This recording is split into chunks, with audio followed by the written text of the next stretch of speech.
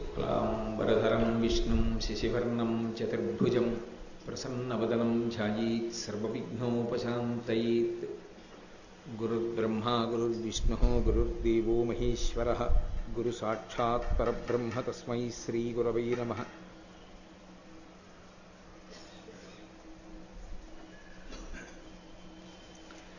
व्यासाय विष्णुरूपाय व्यासरूपाय विष्णवे नमो वै ब्रह्मनिधये वासिष्ठाय नमो नमः। कूजन्तं राम रामेति मधुरं मधुराक्षरम् आरुह्य कविताशाखां वन्दे वाल्मीकिकोकिलम्। श्रुतिस्मृतिपुराणानाम् आलयं करुणालयं नमामि भगवत्पादशङ्करं लोकशङ्करम्। वागर्धाविव सम्पृक्तौ वागर्धप्रतिपत्तये जगतः पितरौ वन्दे पार्वतीपरमेश्वरौ। सूक्तिं समग्रेतु न स्वयमेव लक्ष्मीः श्रीरङ्गराजमहिषीमधुरैः कटाक्षैः।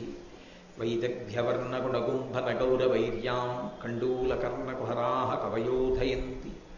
हैमोर्ध्वपुण्ड्रमजहन्मकुटं सुनासं मन्दस्मितं मकरकुण्डलचारुगण्डं बिम्बाधरं बहुलदीर्घकृपाकटाक्षं श्रीवेङ्कटेशमुखमात्मनिसन्निधत्ताम्।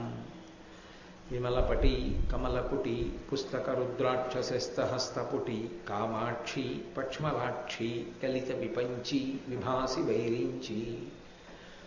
मनोजवं मरुततुल्यवेगं जितेन्द्रियं बुद्धिमतां वरिष्ठं वातात्मजं वनरयूथमुख्यं श्रीरामदूतं शिरसा नमामि। आपदामपहर्तारं दातारं सर्वसम्पदां लोकाभिरामं श्रीरामं भूयो भूयो नमाम्यहम्। हरिः ओम्। परमेश्वर स्वरूपैన సభకి నమస్కారం। యథార్థమునకు ఈ భూమండలం మొత్తం మీద భగవంతుణ్ణి చేర్చడానికి మనుష్యకోటికంతటికీ సాధనంగా చెప్పబడినటువంటి శాస్త్రముతో కూడుకున్నటువంటి ఏకైకమైనటువంటి విశ్వాసం సనాతన ధర్మం ఒక్కటే. అందుకే సనాతన ధర్మము ఎప్పుడు పుట్టింది అని అడిగితే దానికి జవాబు ఉండదు. వేదం ఎప్పుడు పుట్టింది అని అడిగితే జవాబు ఉండదు. ఈశ్వరుడు ఎప్పుడు పుట్టాడు అని అడిగితే జవాబు ఉండదు. ఈ మూడిటికి జవాబులు ఉండవు. ఎందుకుండవు అంటే ఒక్కటే కారణం, అనాది. పరమేశ్వరుడు ఎప్పుడున్నాడు అని అడిగారనుకోండి, మీరు ఏది మొట్టమొదట ఉన్నది అని చెప్తారో దానికన్నా ముందు ఈశ్వరుడు ఉన్నాడు. పూర్వజ అని. ఎవ్వని చేజనించు జగమెవ్వని లోపల నుండు లీనమై ఎవ్వని ఎందుడిందు పరమేశ్వరుడెవ్వడు మూల కారణం బెవ్వడనాది మధ్యులుడెవ్వడు సర్వము తానయైన వాడెవ్వడు వాని ఆత్మభౌమీశ్వరుడే శరణంబు వేడెదన్నంటారు పోతన గారు భాగవతంలో. అన్నిటికన్నా ముందున్నవాడు పరమేశ్వరుడు. అన్నిటికన్నా ముందున్నవాడు ఆయన ఊపిరి వేదం. భగవంతుడు భగవంతుని యొక్క ఊపిరి రెండు వేరుగా ఉండవు. ఆ వేదము ఈశ్వరుని యొక్క ఊపిరి అయితే ఆ వేద మంత్రములను ధ్యానస్థితి యందు విన్నటువంటి వారిని ఋషులు అని పిలిచారు. ఆ ఋషులు ధ్యానమునందు విన్నారు. అంతరిక్షమునందు పరివ్యాప్తమై ఉన్నటువంటి పరమేశ్వర వాక్కు వారికి వినపడింది. మనం ఇంట్లో ఒక రేడియోయో లేకపోతే ఓ టీవీయో పెట్టుకుంటే ఎక్కడో ప్రసారం చేసినటువంటి విషయాల్ని ఆ టీవీ సెట్ ఎలా గ్రహించి మనకి కనపడేటట్టు వినపడేటట్టు చేస్తుందో అలా భగవంతుని చేత ప్రతిపాదింపబడినటువంటి వేదమంత్రములను ఋషులు ధ్యానమునందు విన్నారు. విని వారు దాన్ని స్వరముతో చెప్పి తన శిష్యునికి ఉపదేశం చేశారు. అందుకే దానికి శృతి అని పేరు. చెవి ఆధారంగా కొనసాగింది. అంతేకాని పుస్తకంలో చూసి చదువుకోరు. వేదం గురుముఖత చదువుకుంటారు. అలా చదువుకుంటారు కాబట్టి దానికి శృతి అని పేరు. అటువంటి శృతి ఏదైతే ఉందో ఆ శృతి భగవంతుడు ఎప్పుడున్నాడో అప్పుడే అది కూడా ఉంది. భగవంతుని చేత చెప్పబడినటువంటి వేదము ప్రమాణముగా స్వీకరించి భగవంతుణ్ణి చేరుకోవడానికి మార్గముగా స్వీకరించి తరించేటటువంటి జనులతో కూడుకున్నటువంటి ఈ విశ్వాసమునకు పేరు ఉండవలసినటువంటి అవసరం ఒకనాడు ఉండేది కాదు. ఎందుచేత అది తప్ప ఇంకొకటి ఉంటే పేరు పెట్టి పిలవాలి దీన్ని గుర్తుపట్టడానికి. అది తప్ప ఇంకొకటి లేనప్పుడు దానికి పేరు ఎందుకు? అందుకే దాన్ని ఎవరు పేరు పెట్టి పిలవలేదు. హిందూ మతము అని ఒక పేరుంది కదేంది అంటారు. హిందూ మతము అన్న పేరు నిజానికి మనం పెట్టుకున్నది కాదు, ఋషిప్రోక్తము కాదు. పాశ్చాత్యులు ఏదో సింధు నదిని దాటి ఈవలికి వచ్చినప్పుడు సింధు నదీ పరివాహక ప్రాంతము నుండి ప్రారంభమైనటువంటి ఈ ధర్మము కనుక దీనికి హిందూ అని ఒక పేరు ఉంచారు. అగ్ని ఆరాధనము కలిగినటువంటిది కనుక హిందూ అని ఒక పేరు ఉంచారు. కానీ యథార్థంగా మాట్లాడితే అసలు పేరు లేదు ఈ ధర్మానికి. అందుకే సనాతనము. ఎంతటి ప్రాచీనమో ఎవరికి తెలియదు. దీనికి ఒకరితో పుట్టినది కాదు, ఒకరి మతిలోంచి వచ్చింది కాదు. ఒకరి మనసులోంచి, ఒకరి ఆలోచనలోంచి ఆవిర్భవిస్తే దాన్ని మతము అంటారు. అందుకే ఇది మతము కాదు, ఎవరో ఒకరి మనసులోంచి, ఒకరి ఆలోచనలోంచి వచ్చింది కాదు, సనాతనమైన ధర్మము. ఈశ్వరుడే మళ్ళీ జీవులు తన్ని చేరుకోవడం కోసం మార్గాన్ని సుగమం చేసి చెప్పినటువంటి వేదమును ప్రమాణముగా స్వీకరించినటువంటి ధర్మము కనుక దీనికి సనాతన ధర్మం అని పేరు. ఈ సనాతన ధర్మమునందు ప్రధానముగా 2 పాయలు ఉంటాయి. ఈ 2 పాయలుగా ప్రవహిస్తుంది. ఈ 2 పాయలలో ఈ ప్రవాహంలో లహరి, ఈ ప్రవాహమునందు ఈ మార్గముల యందు బయలుదేరి ఈశ్వరుణ్ణి చేరుతారు. అందులో ఒకదానిని ప్రవృత్తి మార్గము అంటారు, రెండవ దానికి నివృత్తి మార్గము అని పేరు. ప్రవృత్తి మార్గము అన్న మాటకు అర్థం ఏమిటంటే బాహ్యమునందుండేటటువంటి విషయములను చూస్తూ సంసారమునందు ప్రవేశించి భగవంతుడు ఎలా కర్మ చెయ్యమని చెప్పాడో, భక్తితో ఎలా జీవించమని చెప్పాడో అలా జీవిస్తూ భక్తితో కూడినటువంటి కర్మాచరణము చేత అనుగ్రహించినటువంటి పరమేశ్వరుని యొక్క ప్రసాదంగా జ్ఞానములు పొంది ఆ జ్ఞానము వలన ఇక మళ్ళీ పుట్టవలసినటువంటి అవసరాన్ని పోగొట్టుకునేటటువంటి ప్రక్రియకి ప్రవృత్తి మార్గం అని పేరు. అందుకే ప్రవృత్తి మార్గంలో ఆంతరముగా ఈ ఆశ్రమ మార్పు అన్నది ఉంటుంది. మీరు దాన్ని కొంచెం జాగ్రత్తగా పట్టుకోవలసి ఉంటుంది. ఆశ్రమము యొక్క మార్పు అంటే మొట్టమొదట బ్రహ్మచర్యము, బ్రహ్మచర్యము నుండి గృహస్థాశ్రమము, గృహస్థాశ్రమము నుండి వానప్రస్థము, వానప్రస్థము నుండి సన్యాసం.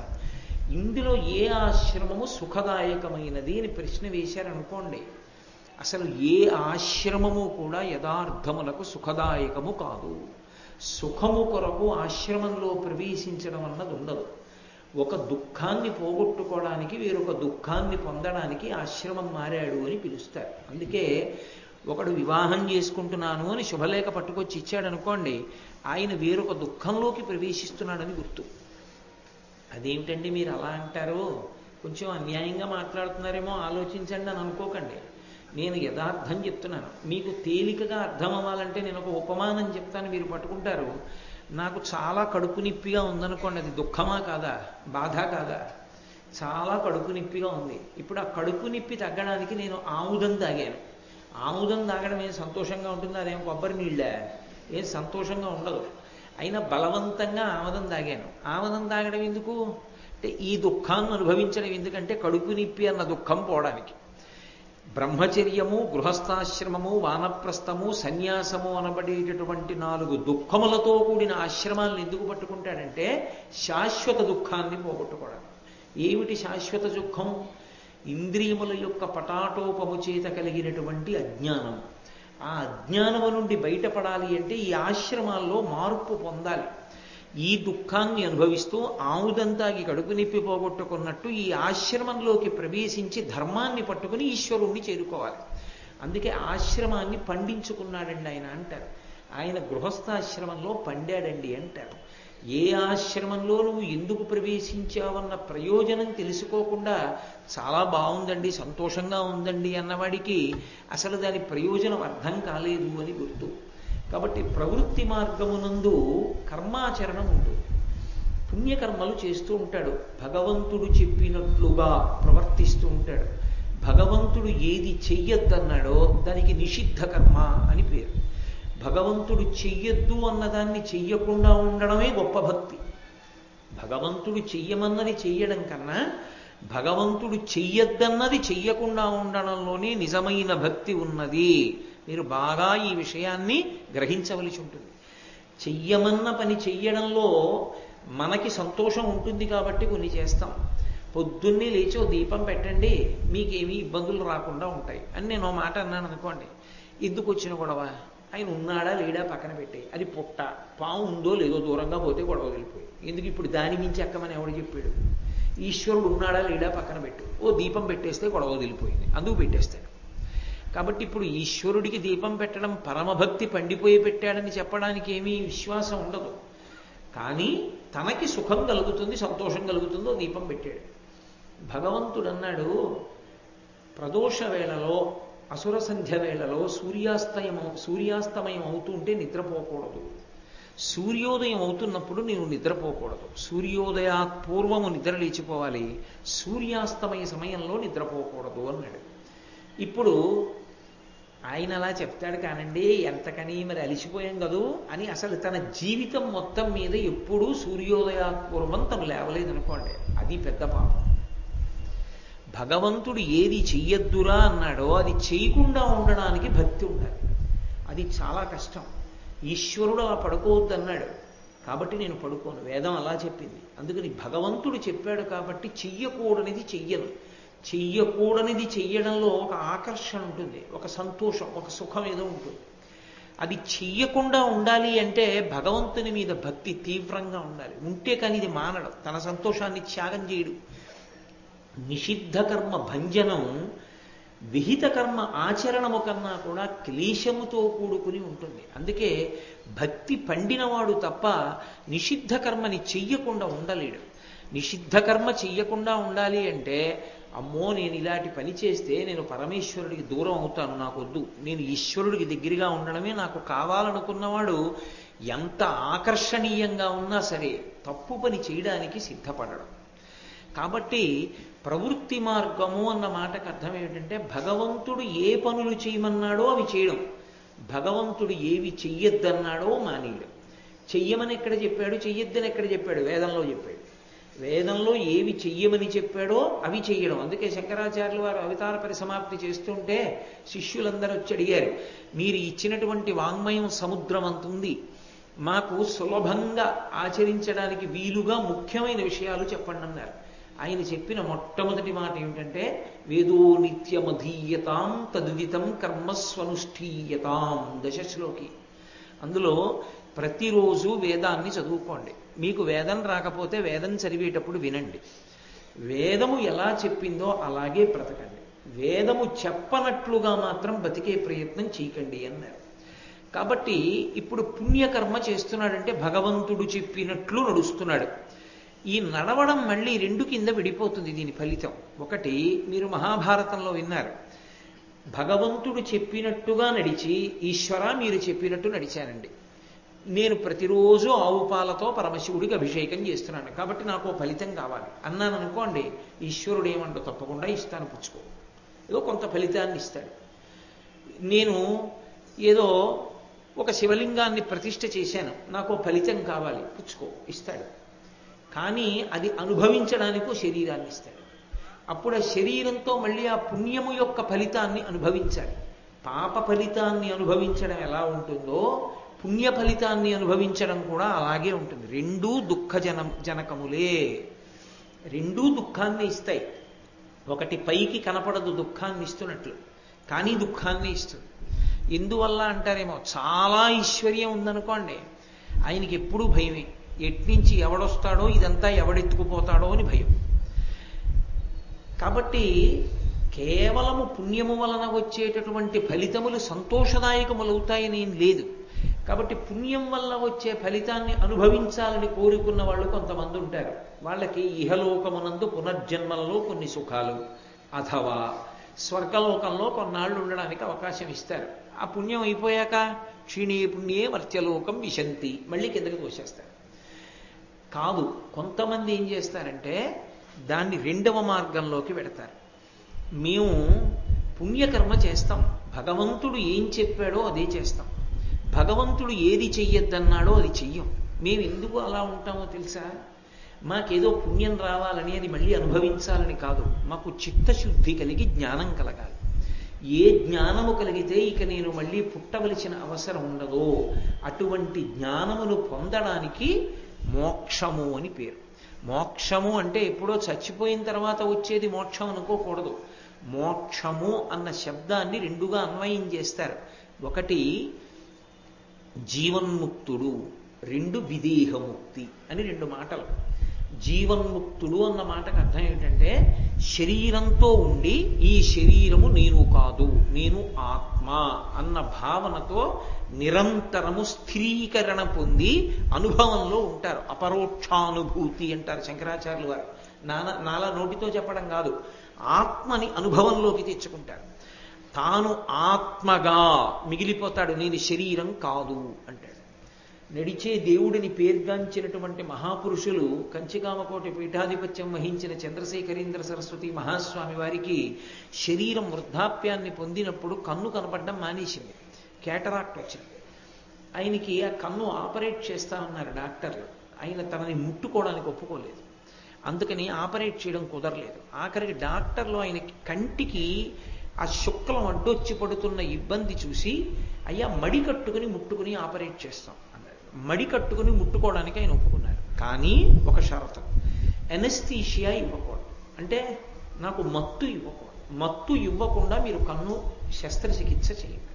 అయ్య బాబోయ్, మత్తు ఇవ్వకుండా కంటికి శస్త్రచికిత్స చేయడం అంటే తట్టుకోగలరా? ఆయన అన్నారు, నేను ధ్యానంలోకి వెళ్ళిపోతాను. నేను ధ్యానంలోకి వెళ్ళిపోయినప్పుడు శరీరం నుంచి విడిపోతాను. విడిపోయి నేను ఏ వస్తువుని చూస్తున్నానదో దానితో తాదాత్మ్యత చెందుతాను. అప్పుడు నాకు ఈ శరీరములకు సంబంధించిన ధ్యాస ఉండదు. ఈ ఊళ్ళోనే ఉన్నారు మహానుభావుడు పొందినటువంటి సమాధి స్థితిని చూస్తుండేవారు. వెళ్ళి పల్లకీలో కూర్చుని ఉండిపోతుండేవారు ఆయన. అని ఆయన ధ్యానమునందు ప్రవేశించారు. వైద్యులు వెళ్ళి ఆయన కన్ను కోసి శుక్లాన్ని తొలగించారు. తొలగించి తరువాత ఆయనే ధ్యానంలోంచి బహిర్ముఖులయ్యారు. ఆ తర్వాత ఆయన కళ్ళజోడు పెట్టుకు తిరుగుతూ ఉండేవారు. అది అటువంటి స్థితిని, అంటే ఇక్కడే శరీరంతో ఉండి కూడా ఈ శరీరము నేను కాదు, ఆత్మ నేను అన్న అనుభవంలోకి ప్రవేశిస్తే జీవన్ముక్తుడు అంటారు. అయినా ప్రారంధం అయిపోయే వరకు మాత్రం శరీరంతో ఉంటారు. ఆఖరిని ఎప్పుడు ఆ శరీరం పడిపోయే సమయం ఆసన్నం అవుతుంది. అప్పుడు సాక్షిగా చూస్తారు. ఆ శరీరం పడిపోవడాన్ని ఏం పెద్ద హడావిడి చేయరు, తెలుస్తుంది పడిపోతోంది శరీరం, ఆ సమయం ఆసన్నమైందని. ఏమీ బెంగపెట్టుకోరు. పరమాచార్య స్వామి వారి శరీరం విడిచిపెట్టేస్తున్న సమయంలో జయేంద్ర సరస్వతి, శంకర విజయేంద్ర సరస్వతి స్వాములు ఇద్దరు వచ్చి మేము మెద్రాస్ పట్టణం వెళుతున్నాం అన్నారు. వెళ్ళి రండి, శుభం భూయాత్. వాళ్ళిద్దరు వెళ్ళిపోయారు. పక్కన ఎప్పుడు పరిచారికుడు ఉంటాడు, పీఠాధిపతి చక్రవర్తితో సమానం పరిచారికుడు ఉంటాడు. ఏదో వంక పెట్టి పంపించేశారు. తల్లిగారి ఒక చిత్తరువు తెప్పించుకొని ఒక్కసారి అమ్మ వంక చూశారు. శరీరం ఇచ్చినది అమ్మ. ఈ శరీరములోకి మళ్ళీ రాకుండా అవసరం లేని జ్ఞానం ఇచ్చిన వారు గురువుగారు. కలవై వంక తిరిగి గురువుగారికి నమస్కారం చేశారు. శరీరం వదిలిపెట్టేశారు. విదేహముక్తి అంటారు. అంటే శరీరాన్ని కూడా వదిలిపెట్టి అంతటా నిండిపోయిన ఆత్మస్వరూపులైపోతారు. ఇప్పుడు పరమాచార్య స్వామి వారు ఎక్కడ ఉన్నారు అని మీరు నన్ను అడిగారనుకోండి, పరమాచార్య స్వామి వారే మాట్లాడుతున్నారు ఈ పక్కన కూర్చొని. మీకు వినపడేది కోటేశ్వరరావు గారు మాట్లాడినట్టు, నేను మాట్లాడేది కాదు. మహానుభావుడైనటువంటి పరమాచార్య స్వామి వారే అనుగ్రహిస్తారు. వారు భగవాన్ రమణులు, శంకర భగవత్పాదులు, వారందరూ ఆ స్థాయిని పొందినటువంటి వారు. వారి శరీరము కనపడది ఇక్కడ, కానీ వారు అన్నీ తెలుసుకుంటూ ఉంటారు. అందుకే ఇప్పటికీ కంచిలో బృందావనం దగ్గరికి వెళితే ఆయన అంతేవాసులు వెళితే పేరు చెప్తారు, స్వామి ఫలానా వారు వచ్చారు అని చెప్తారు. ఎందుకంటే వారు గ్రహిస్తారు. విదేహముక్తి అంటారు. శరీరాన్ని విడిచిపెట్టేసి అంతటా నిండిపోయిన ఆత్మగా ఉండిపోతారు.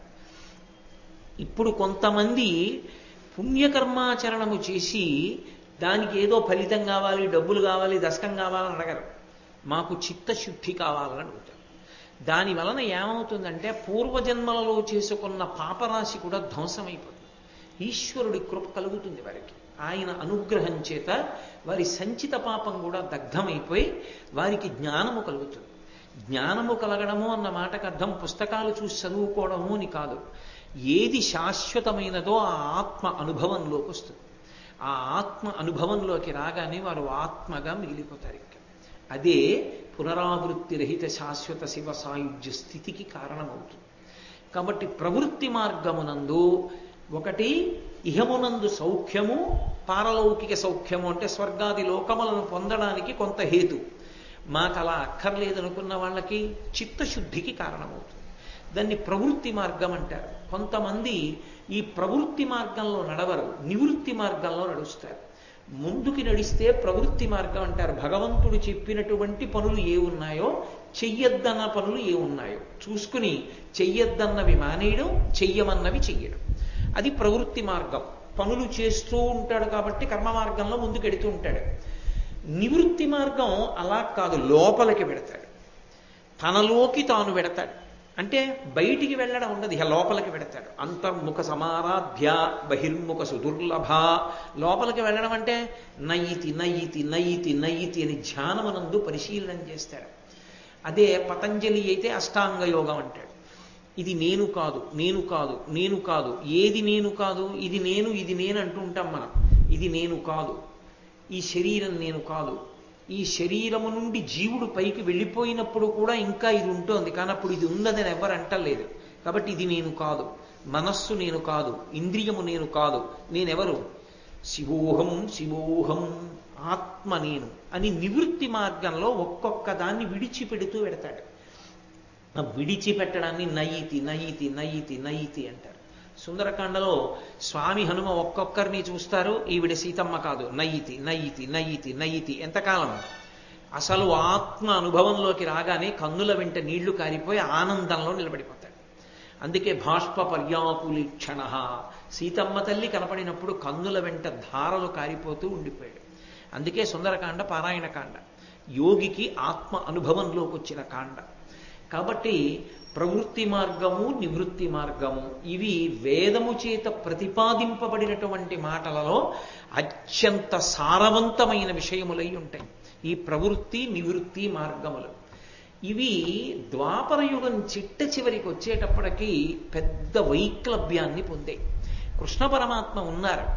కృష్ణ పరమాత్మ ద్వాపర యుగం చివరిలో అవతార పరిసమాప్తి చేశారు. పరిపూర్ణావతారమైనటువంటి కృష్ణ భగవానుడు ఈ లోకంలో తన అవతార కాలమునందు ధర్మ సంస్థాపన కొరకు ఎంత ప్రయత్నం చేశాడు మహానుభావుడు.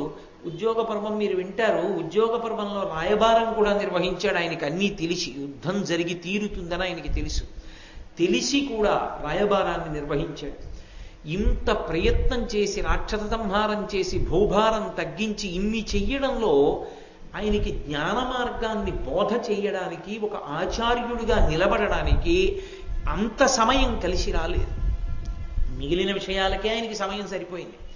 కానీ ఆయన ఈ లోకానికి ప్రస్థానత్రయంలో ఒకటైనటువంటి భగవద్గీతనిచ్చాడు. ఆ భగవద్గీతని ఇస్తూ భగవద్గీత, ఉద్ధవగీత అని 2 గీతల్ని ఇచ్చాడు. అనుగీత అని ఒక సమయంలో మళ్ళీ గీతని మాట్లాడాడు, అది అనుగీత. కాబట్టి గీతల్ని అన్ని రకాలుగా మాట్లాడాడు. అందులో భగవద్గీతలో కృష్ణ భగవానుడు ఒక మాట అన్నాడు, యదా యదా హి ధర్మస్య గ్లానిర్భవతి భారత అభ్యుత్థానమధర్మస్య తదాత్మానం సృజామ్యహం అన్నాడు. ఎప్పుడెప్పుడు ధర్మమునకు హాని కలుగుతుందో, ఎప్పుడెప్పుడు ధర్మము చెనకబడుతుందో అప్పుడప్పుడు ధర్మాన్ని నిలబెట్టడానికి మళ్ళీ నేను అవతారం తీసుకుంటాను. అవతారము అన్న మాటకు అర్థం మళ్ళీ భూమి మీదకి రావడం, ఈ మాంసనేత్రం చేత చూడడానికి వీలైనటువంటి రూపాన్ని పొందడం. ఇప్పుడు నేను అలా వస్తాను ప్రతి యుగంలో అని ప్రతిజ్ఞ చేస్తూ ఆయన ఒక మాట అన్నాడు, పరిత్రాణాయ సాధూనాం వినాశాయ చ దుష్కృతాం ధర్మ సంస్థాపనార్థాయ సంభవామి యుగే యుగే. నేను రావడానికి కొన్ని కారణాలు ఉన్నాయి, ఆ కారణాల వల్ల వస్తాను. ఏమిటి ఆ కారణాలు?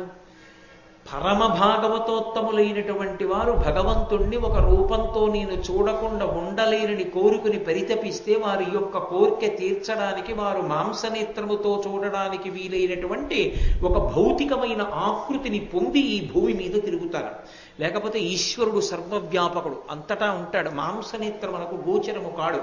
పాలలోనే ఉన్న నెయ్యి ఎలా కనపడదో అలా విశ్వమునందు పరివ్యాప్తమై ఉన్నటువంటి విష్ణువు కనపడడం.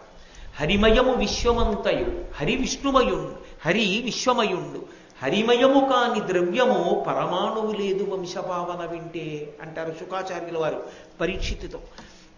అసలు ఈ విశ్వం అనబడేదంతా విష్ణువే, అంతా ఆయనే నిండి ఉంటాడు. అంతర్బహిశ్చ తత్సర్వం వ్యాప్య నారాయణ స్థిత. లోపల బయట ఉన్నది ఆయన ఒక్కడే.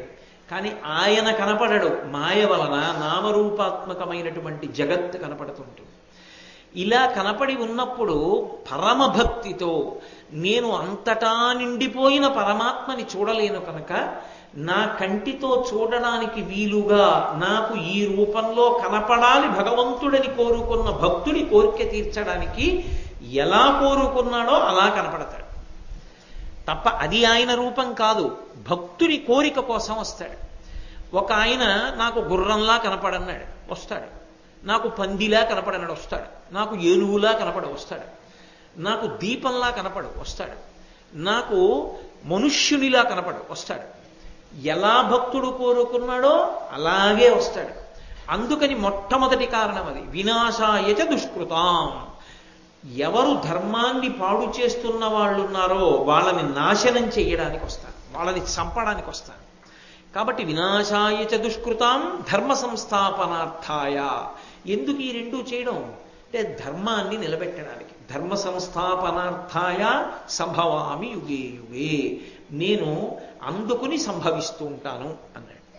ఇందులో మీరు ఒక చమత్కారాన్ని గమనించారు.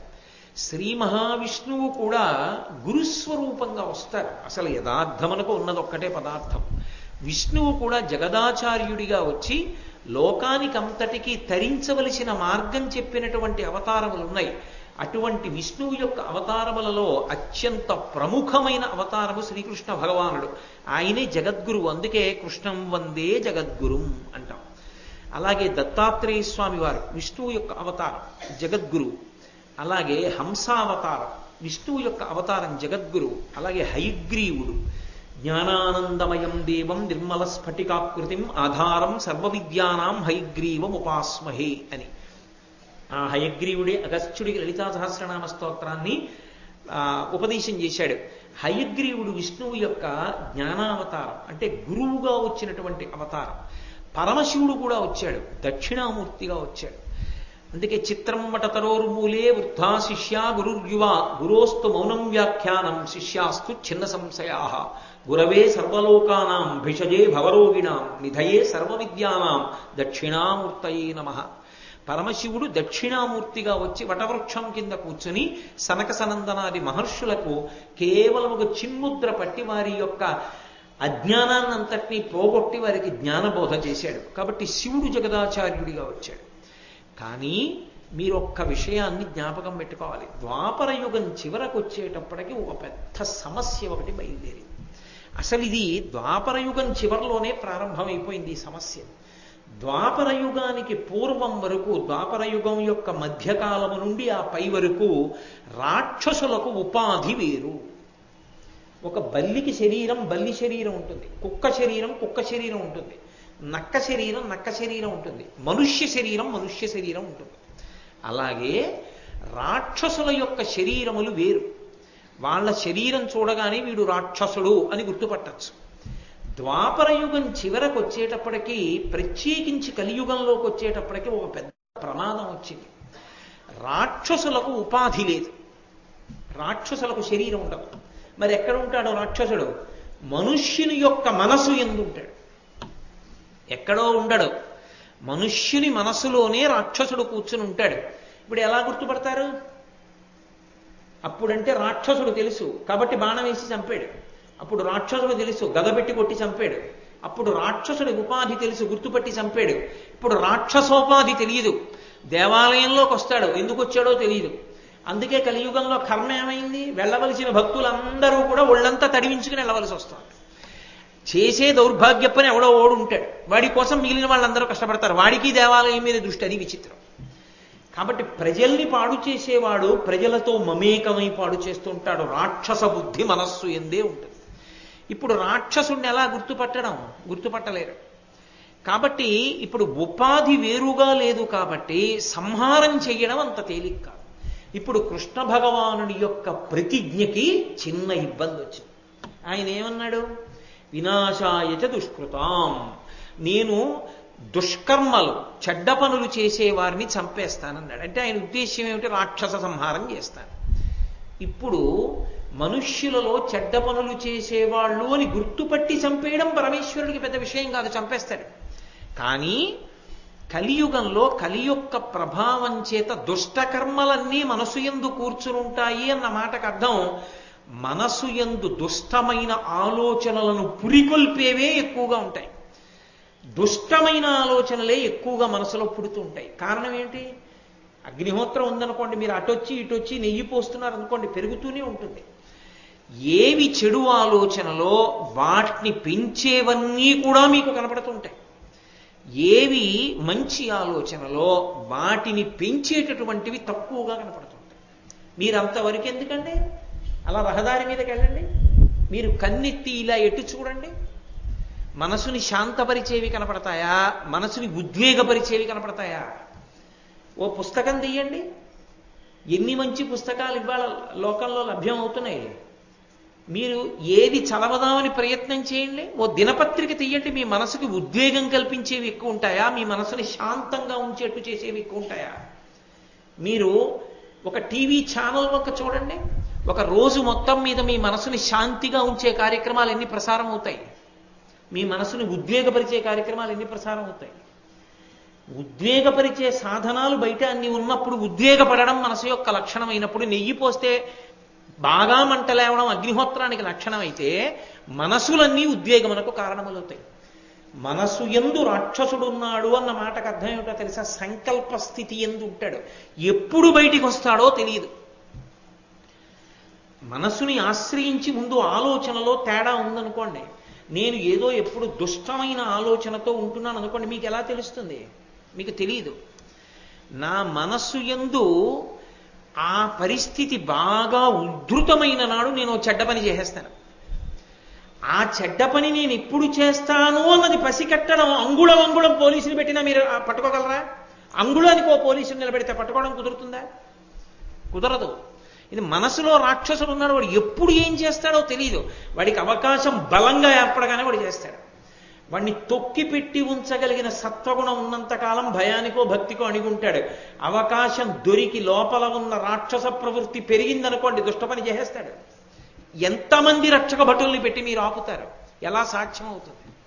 వినాశాయచ దుష్కృతాం ఎలా సాధ్యం కలియుగంలో? ఇది పెద్ద సమస్య అయింది. కారణం రాక్షసోపాధి మనుష్యోపాధి విభాగం లేదు. ఆ ఉపాధి ఈ ఉపాధి వేరుగా లేవు.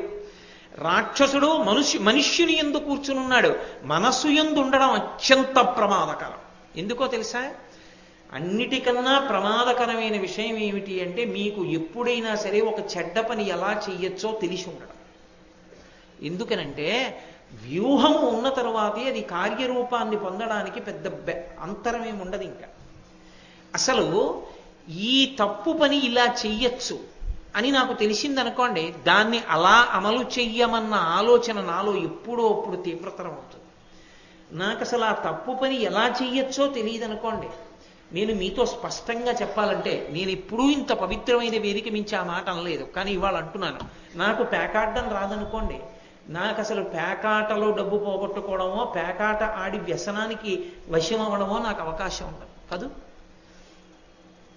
అబ్బెబ్బే తినేనండి, మా ఇంట్లో పెళ్ళప్పుడు ఆడుతూ ఉంటానండి, తోచకపోతే ఆడతానన్నాను అనుకోండి, ఆ తర్వాత ఏమవ్వాలో అది ఎప్పుడప్పుడు. మనసులోకి వ్యూహం ఉండడం ఎప్పుడు కార్యంగా మారుతుంది అన్నది చెప్పడం ఎవరికీ సాధ్యం కాదు. అందుకే అటువంటి దాన్ని, ఆ దుష్టకర్మకి సంబంధించిన ఆలోచన లోపల ఉన్నదాన్ని మొగ్గలో తెంపాలి తప్ప పువ్వు అయ్యాక తెంపడం ఇక కుదరదు. అది అవకాశాన్ని తీసుకుంటుంది, ఎప్పుడో అప్పుడు తీసుకుంటుంది జీవితం మొత్తం మీద. ఒకసారి తీసుకున్న తర్వాత ఎంత కిందకి జారిపోయారో ఇక లెక్క కట్టడం కష్టం. అందుకే చాలా విషయాలు తెలియకుండా ఉండడం మంచిది. చెడ్డ విషయాలు తెలియకపోవడం తప్పేం కాదు, చాలా సల్లక్షణం. అందుకే నిషిద్ధ కర్మ భంజనము. నాకు అసలు దానిలో ప్రవేశం లేదండి, నాకు తెలీదు అని నేను అన్నాను అనుకోండి, అది సల్లక్షణం. నాకు తెలుసు కానండి నేను చేయను అన్నాను అనుకోండి, ఎప్పుడైనా చేసే అవకాశం. కాబట్టి కలియుగంలో ఉండేటటువంటి పెద్ద ప్రమాదం అంతా ఎక్కడుంటుందంటే, ఎవడు ఎప్పుడు ఏం చేస్తాడన్నది మీరు ముందు లెక్క కట్టి చెప్పడం ఎవరికీ సాధ్యం కాదు. వీడిప్పుడు ఈ పని చేస్తాడండి అని మీరు చెప్పలేరు. ఓ కళాశాలలో చదువుకుంటున్న విద్యార్థి ఎంతో దురాగతం చేస్తాడని ఎవరు ఊహించరంతటి దురాగతం ఎవడో చేస్తాడు. ఎక్కడి నుంచంటే మనసులో ఉంది ముందు ఆ భూతం, అది అవకాశం వచ్చినప్పుడు బయటికి వస్తుంది. వాడికి అది తెలియదు అనుకోండి. అలా చెప్పకూడని వాళ్ళు చాలామంది ఉంటారు ప్రపంచ లోకంలో. వాళ్ళకి తెలియకూడనివి చెప్పకూడదు, అందుకని ఇవి అనవసరం అన్నారనుకోండి, చాలామందికి తెలియవు. నువ్వు నిగ్రహం పాటించి తెలుసుకోకుండా ఉండు తప్ప మేము అన్నీ చెప్తామన్నారనుకోండి, ఆ నిగ్రహానుగ్రహ సమర్థత లేనివాడు తెలుసుకుని పాడైపోతాడు. అప్పుడు అందులో పెద్దవాళ్ళ దోషం కూడా ఉంది, మీరు కాదు అనడానికి అవకాశం ఉంది. కాబట్టి కలియుగమునందు ఈ 2 ప్రమాదములు పటమరించాయి. ద్వాపరయుగం చివరకు వచ్చేటప్పటికీ కలియుగం ప్రారంభమయ్యేప్పటికీ 3వ ప్రమాదం అంతకన్నా పెద్దదొచ్చింది. నేను మీతో మనవి చేశాను కదా, ప్రవృత్తి మార్గము నివృత్తి మార్గము అని 2 మార్గములు. ఈ 2 మార్గాలలోనూ ప్రవేశించి వేదంలో ఉన్న విషయాన్నే చెప్తున్నట్టుగా ఉంటాయి. వేదానికి దూరంగా జరిగిపోయినట్లు మీకు దొరకదు. వేదంలో ఉన్నదే కదండి చెప్తున్నాడు అనిపిస్తుంది. అటువంటివి 72 మతాలు బయలుదేరాయి. ఒక్క వేదాన్నే ప్రమాణం చేసి మాట్లాడుతున్నామన్నారు. న్యాయము, మీమాంస, వైశేషికము, చార్వాకము, బౌద్ధము, జైనము, ఇవన్నీ కూడా వేదాన్ని ప్రమాణంగా చేసుకుని మాట్లాడుతున్నాం అన్నాయి. కానీ వైదికములు కాకుండా పోయి. వైదికము అన్న మాటకు అర్థం ఏంటో తెలుసా? వేదాన్ని 100% అంగీకరించి మాట్లాడడం. వేదం ఏం చెప్పిందో అందులో ఉన్న విషయాన్ని యథాతథంగా నువ్వు మళ్ళీ స్వంత బుద్ధితో ఒకటి ఒప్పుకొని ఒకటి ఒప్పుకోకపోతే వైదికం అందరం. వేదంలో భగవంతుని యొక్క రూపాలు అనేకం చెప్తుంది వేదం. నాకు ఇష్టమైన రూపం ఒకటి నేను చెప్పి నాకు ఇష్టం లేదు కాబట్టి మిగిలిన దాని పేరెత్తానంటే అది వైదికం కాదు, తప్పది, అది వైదికం అనరావు. నువ్వు వేదాన్ని పూర్తిగా అంగీకరించలేదు. వేదంలో ఏవి చెప్పబడ్డాయో అవన్నీ నువ్వు అంగీకరించగలిగితే వైదికం కాదు, వైదికము కాదప్పుడు. వేదంలో కొంత భాగాన్ని అంగీకరించావు, అప్పుడు ప్రమాణమును పూర్తిగా అంగీకరించలేదు కాబట్టి నాస్తిక్య బుద్ధి వచ్చిందంటారు. అది పెద్ద ప్రమాదం వచ్చింది కలియుగంలో. 72 మతములు ప్రబలైనటువంటివి. వీళ్ళందరూ కూడా వేదంలో ఉన్న విషయాన్నే చెప్తున్నాననేవారు. కర్మ మార్గం చెప్పినవాడు ఒకడు, అహింస అన్న పేరుతో చిత్ర విచిత్రమైన సిద్ధాంతాల్ని ప్రతిపాదన చేసినవాడు ఒకడు, అసలు భోగమే తప్ప ఇవన్నీ ఏమీ లేవు అంటూ మాట్లాడిన వాడు ఒకడు, చార్వాకం.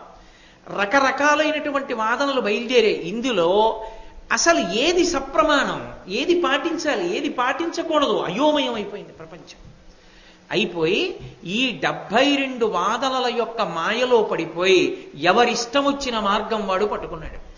మార్గంలో విడిపోవడం ప్రధానం కాదు, అది వైదికం కానప్పుడు మీరు ఎక్కడ బయలుదేరారో అక్కడే ఉంటారు. అథవా ఉత్తర జన్మలలో ఇంకా కిందకెళ్ళిపోతారు. వైదిక ప్రక్రియ యందు మాత్రమే వెళ్ళవలసి ఉంటుంది. వేదం ఎలా చెప్పిందో అలాగే వెళ్ళాలి. ఇప్పుడు జనులందరూ మోసపోయి రకరకాలైన వేపుకు వెళ్ళిపోవడం ప్రారంభమైంది. కారణం ఆకర్షణీయంగా మాట్లాడడం అలవాటైపోయింది. అసలు తన విశ్వాసంలో ఉన్నటువంటి బలమైన విషయం ఏమిటో చెప్పడం మాని పక్కదానిలో ఉన్నటువంటి లోపాన్ని ఎత్తి చూపించే వాళ్ళు ఎక్కువైపోయారు. లోపమని తను అనుకున్నదోటి ఎత్తి చూపిస్తూ ఉండడం. వేదం యొక్క ప్రమాణము నిరసింపబడింది. 72 అవైదికమైనటువంటి వాదనలు ప్రబలిపోయాయి. లోకాన్ని రక్షించేవాడు లేడు. వైదిక కర్మలు అడుగంటిపోయాయి. వైదిక కర్మ అన్న మాటకు అర్థం మీరు జాగ్రత్తగా పట్టుకోవాల్సి ఉంటుంది. వైదికము అన్న మాటలో అత్యంత ప్రధానమైన పాత్ర దేనిది అంటే అగ్నిహోత్రాన్ని. అగ్నిది అత్యంత ప్రధానమైన స్థానం. అగ్ని ముఖంగా హవిస్సులిచ్చి దేవతల్ని తృప్తిపరచడం అనేటటువంటి సిద్ధాంతము కేవలముగా ఒక్క సనాతన ధర్మమునందు మాత్రమే ఉన్నది. ఇక ఏ విశ్వాసమునందు లేదు. స్వాహ అంటూ అగ్ని ముఖంగా అగ్నిహోత్రము ద్వారా హవిస్సిచ్చి దేవతల్ని తృప్తిపరిచే ప్రక్రియ సనాతన ధర్మమునకు మాత్రమే చెందినది. ఇది అడుగంటిపోయింది. ఇది అడుగంటిపోతే ధర్మచక్రానికి సమస్య వస్తుంది. ధర్మచక్రానికి సమస్య ఎందుకు వస్తుందని మీరు అడగచ్చు. మనం అగ్నిహోత్రంలో హవిస్సిస్తే ఆ హవిస్సు పుచ్చుకున్న దేవతలు సంతోషించి వర్షాన్ని కురిపిస్తారు. ఆ వర్షం వల్ల పంటలు పండితే మనం సంతోషంగా ఉంటాం, నీళ్లు దొరుకుతాయి. దేవతలు ఆగ్రహం చెందితే వానలు కురిపించరు, సుఖంగా ఉండనివ్వరు. ఏది ఎంత పరిమితిలో ఉండాలో ఆ పరిమితిని అది దాటుతుంది. భోగం ఎక్కువైపోయి వైదికం పోయిందనుకోండి, ఏవి ఎలా ఉండాలో అలా ఉండవు, వాటి హద్దుల్ని అతిక్రమిస్తాయి. సముద్రానికి చెలియలి కట్ట అని ఉంటుంది, అది దాటకూడదు చెలియలి కట్టని. సముద్రం చెలియలి కట్టని దాటడం మొదలు పెడతాం, దాటి ఊరు మీదకు వస్తుంది. అంటే దేవతాగ్రహమునకు కారణాలు అవన్నీ. ఎక్కడ దేవతలు తృప్తిగా ఉన్నారో అక్కడ అటువంటి పనులు జరగవు. దేవతలు తృప్తి పొంది ధర్మచక్రం తిరగాలంటే మనుష్యులు హవిస్సు ఇవ్వాలి. అగ్నిహోత్రంలోకి యజ్ఞయాగాది క్రతువులు జరగాలి. యజ్ఞయాగాది క్రతువులు చెయ్యక్కర్లేదన్న వాదనలు ప్రబలాయి. యజ్ఞం అక్కర్లేదు, యాగం అక్కర్లేదు, అవన్నీ హింసతో కూడుకున్నవి కాబట్టి అవన్నీ కాదు, అహింస అదే తరింపచేస్తుందని ఒక ప్రబలమైనటువంటి వాదం ఒకటి బయలుదేరింది. కాబట్టి వేదము ప్రమాణము అంటూనే ధర్మచక్రం తిరగడం ఆగిపోయింది. యజ్ఞయాగాది క్రతువులు లేవు, హవిస్సులు లేవు, దేవతలు సంతోషించట్లేదు, దేవతలకు ఆహారం లేదు, వాళ్ళు ఆగ్రహం చెందారు, వానలు లేవు, లోకమంతా కూడా అవ్యవస్థతో కూడుకున్నటువంటి స్థితి ఏర్పడిపోయింది. ఇప్పుడు ఇన్నిటిని చక్కదిద్దాలి. కేవలం ఏదో ఒక రాక్షస సంహారం చేయడానికో దేనికో అవతారం వచ్చేసినట్లుగా వచ్చేస్తానంటే సరిపోదు. ఇన్నిటినీ దిద్దగలిగినటువంటి అవతారం ఒకటి కావాలి. ఇప్పుడు బయలుదేరాల అవతారం. అందుకే దేవతలందరూ బయలుదేరి పరమేశ్వరుడి దగ్గరికి వెళ్ళారు. ఆ పరమశివుడు అవతారంగా రావాలి, వస్తాడు అని వేదం చెప్పింది. వేదమే చెప్పింది ఒకానొకప్పుడు ఇటువంటి పరిస్థితి వస్తుంది, వచ్చినప్పుడు వస్తాడు ఆయన. ఎప్పుడు వస్తుంది? వేదము యొక్క విషయాన్ని సమర్థించేటటువంటి పురాణములు కూడా నిర్ధారించాయి. వేదంలో యజుర్వేదంలో రుద్రాధ్యాయంలో ఒక మాట ఉంది, నమ కపర్దిని చవ్యుక్త కేశాయ చ అని. పరమశివుడు ఒక్కడే కిరీటం పెట్టుకోడు. ఆయన ఎందుకు కిరీటం పెట్టుకోడు అంటే ఆయన బ్రహ్మాండములకు నాయకుడు కాదు కాబట్టి పెట్టుకోడు అని చెప్పకూడదు. ఆయన కిరీటం పెట్టుకోవడానికి వీలైన రీతిలో ఆయన జటాజూటం ఉండదు, అంత పెద్ద జటాజూటంతో ఉంటాడు. వ్యోమవత్వ్యాప్త దేహాయ దక్షిణామూర్తయే నమః, అంత పెద్ద జటాజూటంతో ఉంటాడు. ఆ గంగమ్మ తడిసిపోయి ఉంటుంది లోపల, అరుణజటేశ్వరుడని ఆ తడి జుట్టు ఎర్రగా ఉంటుంది. ఆ పెద్ద జుట్టుముడితో ఉంటాడు. జుట్టుముడితో ఉన్నవాడు శివుడే. వ్యుక్తకేశాయచ, బోడిగుండుతో ఉన్న శివుడు అక్కడ ఉన్నాడు. ఎవరా బోడిగుండుతో ఉన్న శివుడు? ఎవరో కాదు, ఆయనే. ఆ పరమశివుడే శంకరాచార్య స్వామి వారిగా వచ్చాడు. శంకరాచార్య స్వామిగా వచ్చిన వాడు శివుడే అని మీరు ఎలా చెప్పగలరు? శివావతారం అని ఎలా నిర్ధారించగలరు? వాయుపురాణం చెప్పింది. వాయుపురాణంలో వ్యాస భగవానుడు చెప్పాడు, చతుర్భిః సహ శిష్యైస్తు శంకరో అవతరిష్యతి అని చెప్పాడు. 4 శిష్యులతో కలిసి పరమశివుడు శంకరాచార్యుల వారిగా ఈ భూమండలం మీదకి వస్తాడు. వచ్చి ఇన్ని సమస్యలకి పరిష్కారం ఆయన చూపిస్తాడు. అందుకే మహానుభావుడైనటువంటి పరమశివుడి దగ్గరికి దేవతలందరూ వెళ్ళారు. ఈ అవ్యవస్థనంతటినీ చెప్పారు, శంకర పరిస్థితి ఇలా ఉంది, మీరు జోక్యం చేసుకోవాలి. మీరు జోక్యం చేసుకుని ఇప్పుడు ఈ అవ్యవస్థనంతటినీ చక్కదిద్దాలి, కాబట్టి మీరు రావలసింది అన్నారు. పరమశివుడు అన్నాడు, నేను వస్తాను.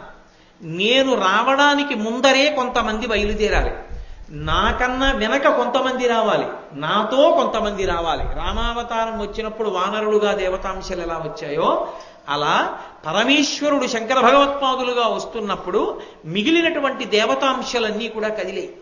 మొట్టమొదట బయటికి వెళ్ళిన వాళ్ళు ఎవరు? కుమారస్వామి వెళ్ళాడు.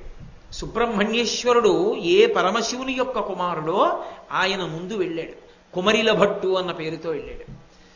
చతుర్ముఖ బ్రహ్మగారు సరస్వతీదేవితో కలిసి కదిలాడు. అందుకే శంకరాచార్యుల వారి కన్నా సురేశ్వరాచార్యుల వారు పెద్దవారు వయస్సులో. ఆయన బయలుదేరి భారతదేశంలోకి వచ్చాడు. భారతదేశంలోకి వచ్చి కర్మ మార్గంలో స్థిరపడ్డాడు, మండనమిశ్రుడు అన్న పేరుతో. ఆయన భార్యగా సరస్వతీదేవే వచ్చింది, సరసవాణి అన్న పేరుతో. ఆవిడే ఉభయ భారతి అని పిలుస్తుంటారు. సరస్వతీదేవి సరసవాణిగా వచ్చింది. తోటకాచార్యుల వారు అగ్నిహోత్రుడు తోటకాచార్యుల వారిగా వచ్చాడు. హస్తామలకాచార్యుల వారు వాయుదేవుడు, శ్రీ మహావిష్ణువు పద్మపాదాచార్యుల వారు. ఇన్ని అంశాలతో ఇంతమంది కదిలేరు. కొంతమంది ముందు కదిలేరు, కొంతమంది వెనక కదిలేరు. పరమశివుడు తాను కూడా కదిలి రావడానికి సిద్ధపడ్డాడు. శంకర భగవత్పాదులుగా శంకరాచార్య స్వామిగా రావడానికి అంగీకరించాడు. అయితే మొట్టమొదట కుమరిల భట్టుని బ్రహ్మగారిని ఈ భూలోకంలోకి మండనమిశ్రుడిగాను వెళ్ళమనడానికి కారణం ఏమిటి? ఎందుకు వెళ్ళమనాలి? వాళ్ళని ముందు వెళ్ళమని అండం ఎందుకు అంటే అందులో ఒక పెద్ద చమత్కారం ఉంది. ఎవరు వచ్చి ప్రార్థన చేశారు శివుడి దగ్గరికి? దేవతలు ప్రార్థన చేశారు. ఏమని ప్రార్థన చేశారు? ధర్మచక్రం ఆగిపోయింది. వేదాన్ని ప్రమాణంగా తీసుకుని అగ్నిహోత్రంలోకి హవిస్సులు ఇవ్వట్లేదు. యజ్ఞయాగాది క్రతువులు ఆగిపోయాయి. యజ్ఞయాగాదులను నిరసించే వాళ్ళు ఎక్కువైపోయారు. వాళ్ళందరూ ఒక పేరు పెట్టుకుని పెద్ద ప్రబలమై భారతదేశం అంతటా వారి వాదన ఎక్కువైంది. కాబట్టి ఇప్పుడు యజ్ఞయాగాది క్రతువులు తరిగితే తప్ప మా ఆకలి తీరదు, దేవతలకి హవిస్సు దొరకదు. కాబట్టి నువ్వు యజ్ఞయాగాదులు మళ్ళీ జరిగేటట్టు చూడు అన్నారు. మొట్టమొదట దేవతల ఆకలో రామచంద్ర అని ఏడుస్తుంటే వాళ్ళకి అన్నం దొరకాలి. అందుకే సుబ్రహ్మణ్యుణ్ణి పిలిచి నువ్వు కుమరిల భట్టుగా వెళ్ళు, బ్రహ్మగారిని పిలిచి నువ్వు మండలమిశ్రుడిగా వెళ్ళన్నారు. సుబ్రహ్మణ్యేశ్వర స్వామి వారు కుమరిల భట్టుగా వచ్చి కర్మ మార్గాన్ని బోధించారు. కర్మ మార్గం జ్ఞాన మార్గానికి వ్యతిరేకం. శంకరాచార్యుల వారు చెప్పే నివృత్తి మార్గానికి కుమరిల భట్టు చెప్పిన కర్మ మార్గం వ్యతిరేకం. మరి వ్యతిరేక మార్గం చెప్పడానికి కుమారస్వామిని ఎందుకు పంపించాడు అంటే దేవతల ఆకలి ముందు తీరాలి. కర్మ మార్గం అంటే జ్ఞానంతో సంబంధం ఉండదు, నివృత్తి మార్గం అన్నానే దాంతో సంబంధం ఉండదు. ఎంతసేపు వేదంలో చెప్పిన కర్మకాండ ఒక్కటే, అదొక్కటే పట్టుకుంటారు వాళ్ళు కర్మవాదులు. ఎలా స్నానం చేయమన్నారో అలా చేయడం, ఏది ఎలా చేయమన్నారో అలా చేయడం, అంతే. జ్ఞానంతో సంబంధం ఉండదు. ఇలా పుణ్యకర్మాచరణం చేస్తూ ఉండడం అంతే, అదొక్కటే. దానివల్ల జ్ఞానం పొందాలి, ఆ మాటకు ఆస్కారం వాళ్ళ దగ్గర ఉండదు. ముందు ఎందుకు అటువంటి మార్గంలో వచ్చాడు కుమరలి భట్టుగా సుబ్రహ్మణ్యేశ్వర స్వామి? అలా వస్తే తప్ప మళ్ళీ వేదాంతర్గతమైన కర్మకాండనంతటినీ సువ్యవస్థితం చేస్తే తప్ప ముందు యజ్ఞయాగాదులు జరగవు. యజ్ఞయాగాదులు జరిగితే తప్ప దేవతలకు అన్నం ఉండదు. దేవతలకు అన్నం పుడితే తప్ప వర్షాలు పడవు. వర్షాలు పడితే తప్ప ముందు ప్రజలు బతకడానికి అవకాశం ఉండదు. అందుకే అవతారమునందు రెండు విశేషాలుంటాయి. మొదటిది దయ, రెండవది మాయను వశము చేసుకుని కూడా చేసుకోనట్టు ఉండుట. మీరు చాలా జాగ్రత్తగా పట్టుకోవాల్సి ఉంటుంది ఈ రెండు విషయాలు. ఒకటి దయ, రెండు మాయని వశం చేసుకుని కూడా చేసుకోనట్టు ఉంటారు ఒక్కొక్కసారి. ఎందుకలా అంటే మొట్టమొదటిది దయ. పరమశివుడు బయలుదేరి వస్తున్నాడంటే ఎందుకు వస్తున్నాడు? దయతో వస్తున్నాడు. శ్రీ మహావిష్ణువు రామావతారంగా వచ్చారంటే ఎందుకు వచ్చారు? దయతో వచ్చారు.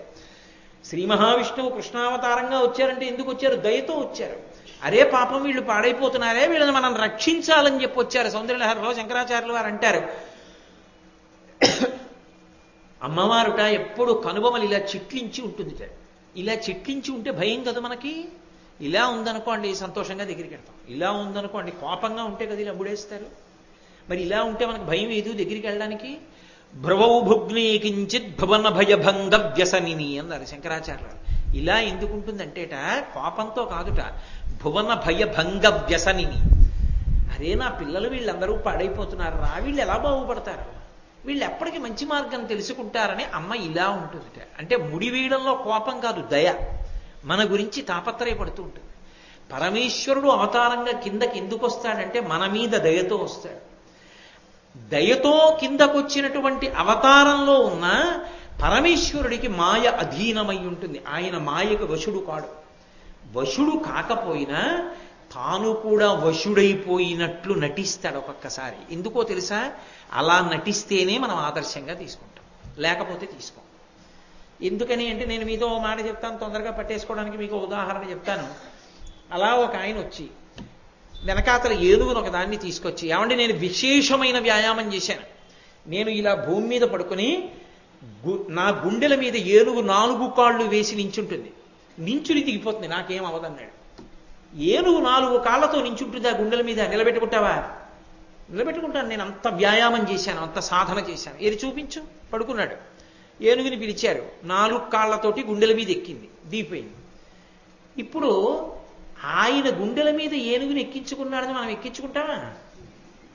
అబ్బో ఆయన ఎంత వ్యాయామం చేశాడండి, ఎంత సాధన చేశాడండి, అందుకు ఏనుగుని ఎక్కించుకున్నాడు, మనం ఎక్కడ ఎక్కించుకుంటామంటే వదిలేస్తాం. భగవంతుడు కూడా అన్ని వేళలా అవతారంలో మాయకి అతీతంగా ఉన్నాడు అనుకోండి, ఆయన భగవంతుడు కదండి, చెల్లిందంట. ఏనుగు ఎక్కించుకున్న వాడిని వదిలేసినట్టే ఈశ్వరుని కూడా వదిలేస్తాం. అప్పుడు అవతారం పోతుంది, అవతారం యొక్క ప్రయోజనం ఉండదు.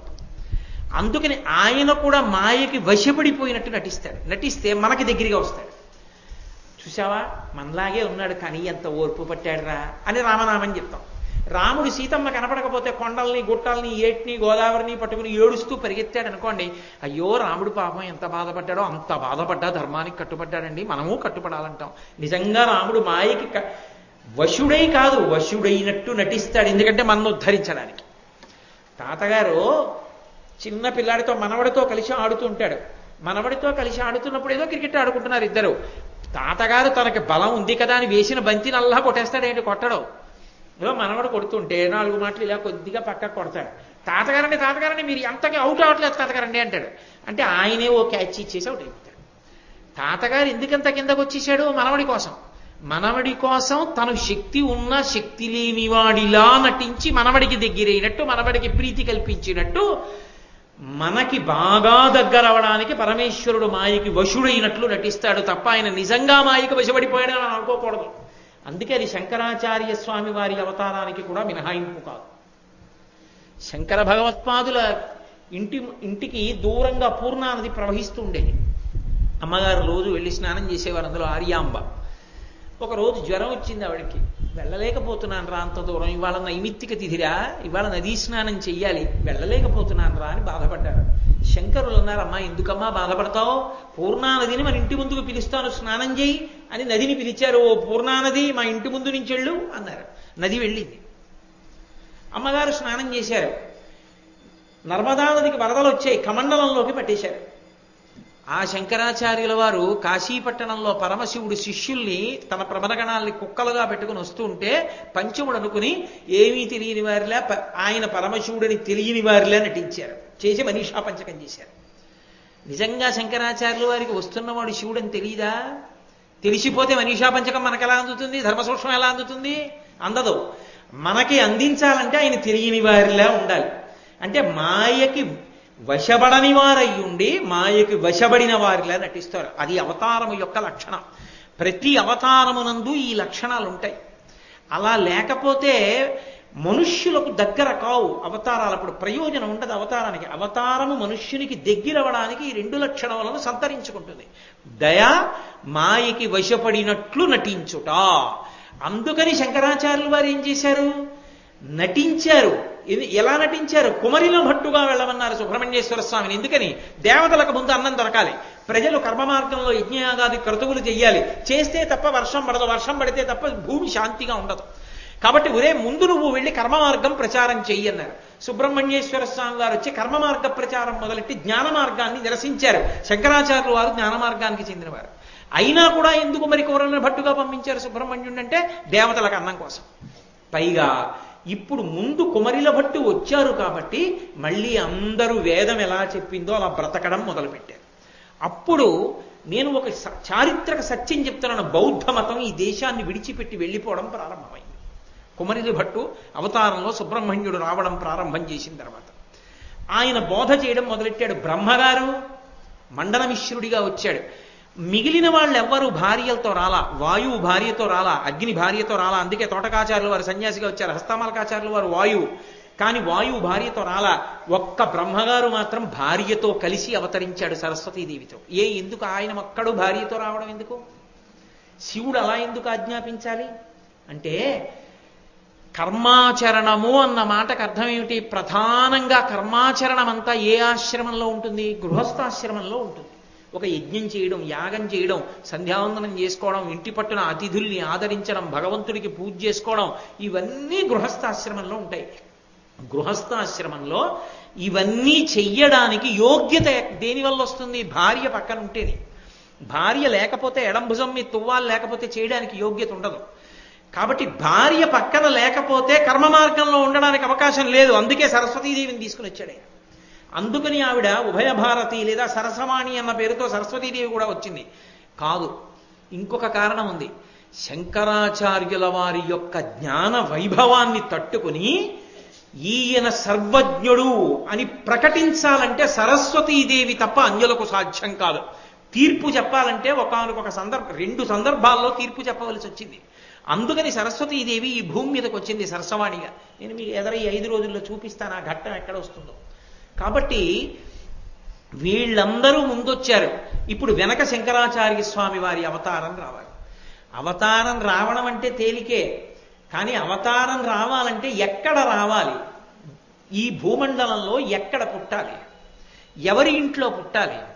ఏ తల్లిదండ్రుల కడుపున పుట్టాలి? తాను ఏ ఆశ్రమంలో ఉండాలి? ఇవి 4 ప్రశ్నలు. తాను బ్రహ్మచారిగా ఉంటే ధర్మాన్ని మళ్ళీ నిలబెట్టగలరా? గృహస్థుగానా, వానప్రస్థుగానా, సన్యాసిగానా? ఎన్ని సంవత్సరాలు ఉండాలి ఈ భూమండలం మీద? ఈ దేశంలో, ఈ భూమండలంలో ఏ ప్రాంతంలో తాను పుట్టాలి? ఏ ఇంట్లో తాను పుట్టాలి? ఏ ఆశ్రమంలో తాను ఉండాలి? ఎన్ని సంవత్సరాలు ఈ భూమండలం మీద ఉండాలి? ఇవి పెద్ద ప్రశ్నలు అవతారానికి. ఈ 4 ప్రశ్నలకి పరిష్కారంగా ఆయన మొట్టమొదట ఎంచుకున్నది ఏది అంటే, నేను అవతార స్వీకారం చేసినప్పుడు కేరళ రాష్ట్రంలో స్వీకరిస్తాను, కేరళ రాష్ట్రంలో పుడతాను. కేరళ రాష్ట్రము అని పేరు ఎందుకు వచ్చిందంటే కొబ్బరి చెట్లు విపరీతంగా ఉంటాయి కాబట్టి కాదు. సముద్రమునకు పక్కన ఉన్నటువంటి భూభాగము కనుక కేరళ అని పేరు. అటువంటి కేరళ రాష్ట్రంలో పుడతాను అన్నారు. ఏమి కేరళ రాష్ట్రాన్ని ఎందుకు ఎంచుకోవాలి పరమశివుడు శంకరాచార్యుల వారి అవతారంగా రావడానికి అంటే దానికి ఒక కారణం ఉంది.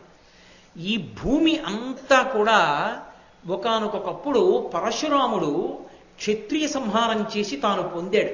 21 మార్లు భూమి అంతటినీ పర్యటించి ఏవో 1-2 వంశాలు, రామచంద్రమూర్తి పుట్టిన ఇక్ష్వాకు వంశం లాంటి వంశాన్ని తప్ప మిగిలిన వంశాలన్నీ అంతరించిపోయి అందరినీ చంపేశాడు తన గండ్రగొడ్డలతో. తండ్రిని ఆ కార్తవీర్యార్జునుడు సంహరించాడన్న క్రోధాన్ని కడుపులో పెట్టుకుని సంహారం చేశాడు.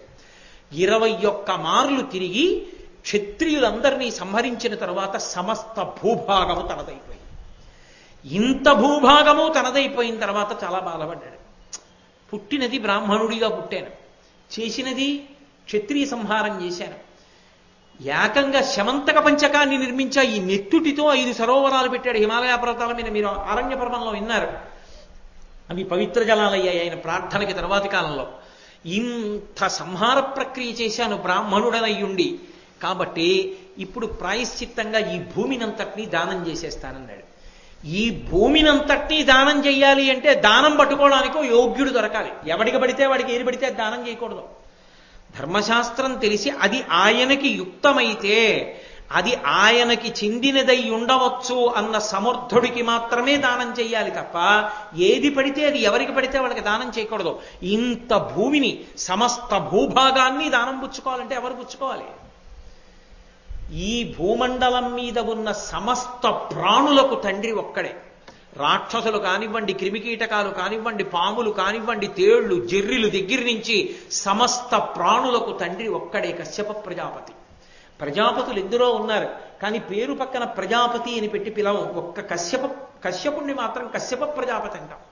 ఎందుకని ఆ గౌరవం ఇచ్చారంటే, ప్రజాపతి శబ్దం ఎందుకు కలిపారంటే ఆయనకి పేరులో కలిపి పిలుస్తారు. ఇంతమందికి ఆయన తండ్రి. దితి అదితి వలననే వచ్చింది సంతానం అంతా, అలాగే మిగిలిన వారి వల్ల వచ్చింది. అటువంటి కశ్యప ప్రజాపతికి ఇవ్వాలి భూమి, ఇంతమందిని పోషించుకుంటాడు అని కశ్యప ప్రజాపతిని పిలిచి భూమిని దానం చేశాడు. ఆ దానం పుచ్చేసుకుని కశ్యప ప్రజాపతి అన్నాడు, ఈ భూమినంతా నాకు దానం చేసేశావు, ఈ భూమిని నాకు దానం చేసిన తర్వాతకి నీది కాదు. నీవు దానము చేసేసి నీది కాని దాని మీద నువ్వు ఉంటే నువ్వు దానం ఇచ్చింది మళ్ళీ నువ్వు అనుభవించినట్టు. నాకు మీరు పంచల్చాపు ఇచ్చేసి, అయ్యో పెద్ద అంచండి మేము చూడలేదు మళ్ళీ ఇచ్చేయండి, ఆదివారం మేము కట్టుకుంటాం, సోమవారం మీరు కట్టుకోండి అన్నారు అనుకోండి, దానం అవుతుందా? అవదు. ఇచ్చేయడం అంటే ఇచ్చేయడమే, ఇక మీరు అనుభవించకూడదు. ఇదం నమమా, ఇది నాది కాదని ఇచ్చేయాలి. మరి భూమినంతా నాకు ఇచ్చేస్తే మళ్ళీ నువ్వు దీని మీద ఎలా ఉంటావు? ఉండడానికి వీల్లేదు, వెళ్ళిపోమన్నారు. ఎక్కడికి వెళ్ళిపోవాలి పరశురాముడు అంటే? మరి ఎందుకన్నాడండి కశ్యప ప్రజాపతి అలా? పరశురాముణ్ణి అలా అంటే ఈ దేశానికి ఒక మహోపకారం జరుగుతుంది అని తెలుసు కశ్యప ప్రజాపతికి, అందుకన్నాడు. ఇప్పుడు పరశురాముడు ఏం చేశాడంటే, ఈ భూమి యొక్క చిట్ట చివర ఎక్కడుందో చూశాడు. హద్దు సముద్రం కాదు, పక్కన సముద్రం ఉండాలి. పక్కన సముద్రం ఉన్న వరకు వెళ్ళాడు. వెళ్ళి కేరళ రాష్ట్రం లేదప్పుడు, యువతలకి సముద్రం ఉంది, అక్కడ నిలబడి సహ్యాద్రి పర్వతం మీద నిలబడ్డాడు. నిలబడి సముద్రుడి వంక చూశాడు. చూసి, ఓ సముద్రుడా, నాకు ఇప్పుడు భూమి లేదు నిలబడడానికి, కశ్యప ప్రజాపతి వెళ్ళిపోమన్నాడు, అందుకని నీలో ఉన్న కొంత భూమిని నాకు నువ్వు వెనక్కి జరుగన్నాడు. ఆ భూమి తను దానం చేసిన భూమిలో లేదుగా, అందుకని కొంత భూమిని విడిచిపెట్టి వెనక్కి వెళ్ళన్నాడు. అసలే పరశురాముడు ఆయన అనుకున్నంత వదలలేదనుకోండి మళ్ళీ గండ్రగొడ్డలు తీస్తాడు. ఎక్కువ వదిలేడనుకోండి అంతెందుకని గండ్రగొడ్డలు తీస్తాడు. అందుకని ఆయన అన్నాడు భయపడి, నేను ఇవ్వడం కాదు, నువ్వే నీ చేతిలో ఉన్న గండ్రగొడ్డల్ని విసురు, అది ఎక్కడ పడితే అక్కడ వరకు నేను వెనక్కి వెళ్ళిపోతానన్నాడు. సరేనని సహ్యాద్రి పర్వతం మీద నిలబడి పరశురాముడు విసిరాడు గడ్రగొట్టాలి. అది సముద్రంలో ఎక్కడ తగిలి కెరటం పైకి లేచిందో అక్కడి వరకు సముద్రుడు వెనక్కి వెళ్ళిపోయాడు. వెళ్ళిపోతే భూభాగం బయటికి వచ్చింది. దాన్ని పరశురామ క్షేత్రము అంటారు. అవన్నీ పరశురామ క్షేత్రాలు. ఇప్పుడు మనం చూస్తున్నటువంటి క్షేత్రాలు ఉన్నాయే, మూకాంబిక, ఆ క్షేత్రాలు ఉన్నటువంటి భూభాగములన్నీ పరశురాముడు సముద్రంలోంచి పైకి తీసుకొచ్చాడు. ఆ భూభాగములన్నే కేరళ రాష్ట్రం. కేరళ రాష్ట్రం సముద్రాంతర్గతమైన భూమి. అది తరువాత బయటికి వచ్చింది. అందుకే కొబ్బరి తోటలు ఎక్కువ ఇప్పటికీ. అటువంటి భూభాగమునందు పరశురాముడు ఉన్నాడు. బ్రాహ్మణుడు ఒక్కడు ఉంటే కార్యం నడవదు. బ్రాహ్మణుడికి పక్కన ఎవరో ఒకడు ఉండాలి సాయం. ఒకడు లేకపోతే కూర్చున్నవాడు అస్తమానం లేచిపోకూడదు. ఎవరో కావాలనుకుంటే పక్కన అందించేవాడు ఉండాలి. అందుకని ఎవరో ఒకరు ఉండాలి. బ్రాహ్మణులు లేకపోతే వేదం ఎలా నడుస్తుంది? హోమాలు ఎక్కడి నుంచి నడుస్తాయి? ఎందుకు ఆ భూభాగం అంతా ఆయనకప్పుడు? అందుకని బ్రాహ్మణుల్ని తీసుకురావాలి. సరే, తీసుకొచ్చాడు. మన ఆంధ్రదేశం నుంచి కూడా వెళ్ళారు బ్రాహ్మణులు. తీసుకువెళ్ళి ఏం చేశాడంటే, వీడు మళ్ళీ వెళ్ళిపోతారేమో, అబ్బాయి ఇక్కడ ఎవడుంటాడు లేనప్పటికీ తడితడిగా ఉంది భూమి కొంత సముద్రంలోంచి బయటికి రావడంలో, తిరిగి వెళ్ళిపోతారేమోనని వెళ్లకుండా ఉండడానికి ఆచారకాండ మార్చాడు కొంత. అప్పుడు మధ్యశిఖా సంప్రదాయం వచ్చింది. సాధారణంగా శిఖ అంటే ఇక్కడ ఉంటుంది పిలక. ఆయన ఏం చేశాడంటే, ఇక్కడ కాదు పిలక మీరు ఇక్కడ పెట్టుకోవాలన్నాడు. అందుకే మీరు ఇప్పటికీ కేరళ రాష్ట్రానికి వెడితే నంబూద్రి బ్రాహ్మణులు మధ్యశిఖ పెట్టుకుంటారు, ఇక్కడ పెట్టుకుంటారు. శంకరాచార్యులు వారి తండ్రి గారిది మధ్యశిఖా సంప్రదాయం, ఇక్కడ పెట్టుకున్నారు. శంకరాచార్యుల వారు ఆత్రేయ గోత్రీకులు, ఆత్రేయ గోత్రంలో పుట్టారు. కాబట్టి శివగురువు వారి తండ్రి గారు. అటువంటి మహానుభావుడు. ఆ మధ్యశిఖా సంప్రదాయం అక్కడ ఉంది. పరశురాముడు అక్కడ ఉన్నాడు కాబట్టి అందరూ వైదిక విధులను సక్రమంగా నిర్వహించేవారు. అటంతా సముద్రం కాబట్టి ఇతర విశ్వాసములకు చెందిన వారెవ్వరూ కూడా దాటి ఇటు పక్కకి రాలేదు. పర్వతం అడ్డు సముద్రం ఉండేది కాబట్టి అక్కడ ఆచారకాండ నిలబడింది. అటువంటి భూభాగమునందు నేను పుడితే ఎక్కడ ఆచారం నిలబడి ఉందో అక్కడ నేను అవతారం స్వీకరించాలి. ఎక్కడ వేద ప్రమాణం నిలబడిందో నేను అక్కడ అవతారం స్వీకరించాలి. అందుకని కేరళ రాష్ట్రంలో ఉన్న కాలడి అగ్రహారాన్ని ఆయన ఎంచుకున్నారు. కాలడి అగ్రహారంలో ఎవరికి జన్మించాలి? మళ్ళీ విద్యాధిరాజు అని ఒక మహానుభావుడు. ఆయన పేరుకి తగ్గ వ్యక్తి. విద్యాధిరాజు అంటే విద్యలకి రాజు.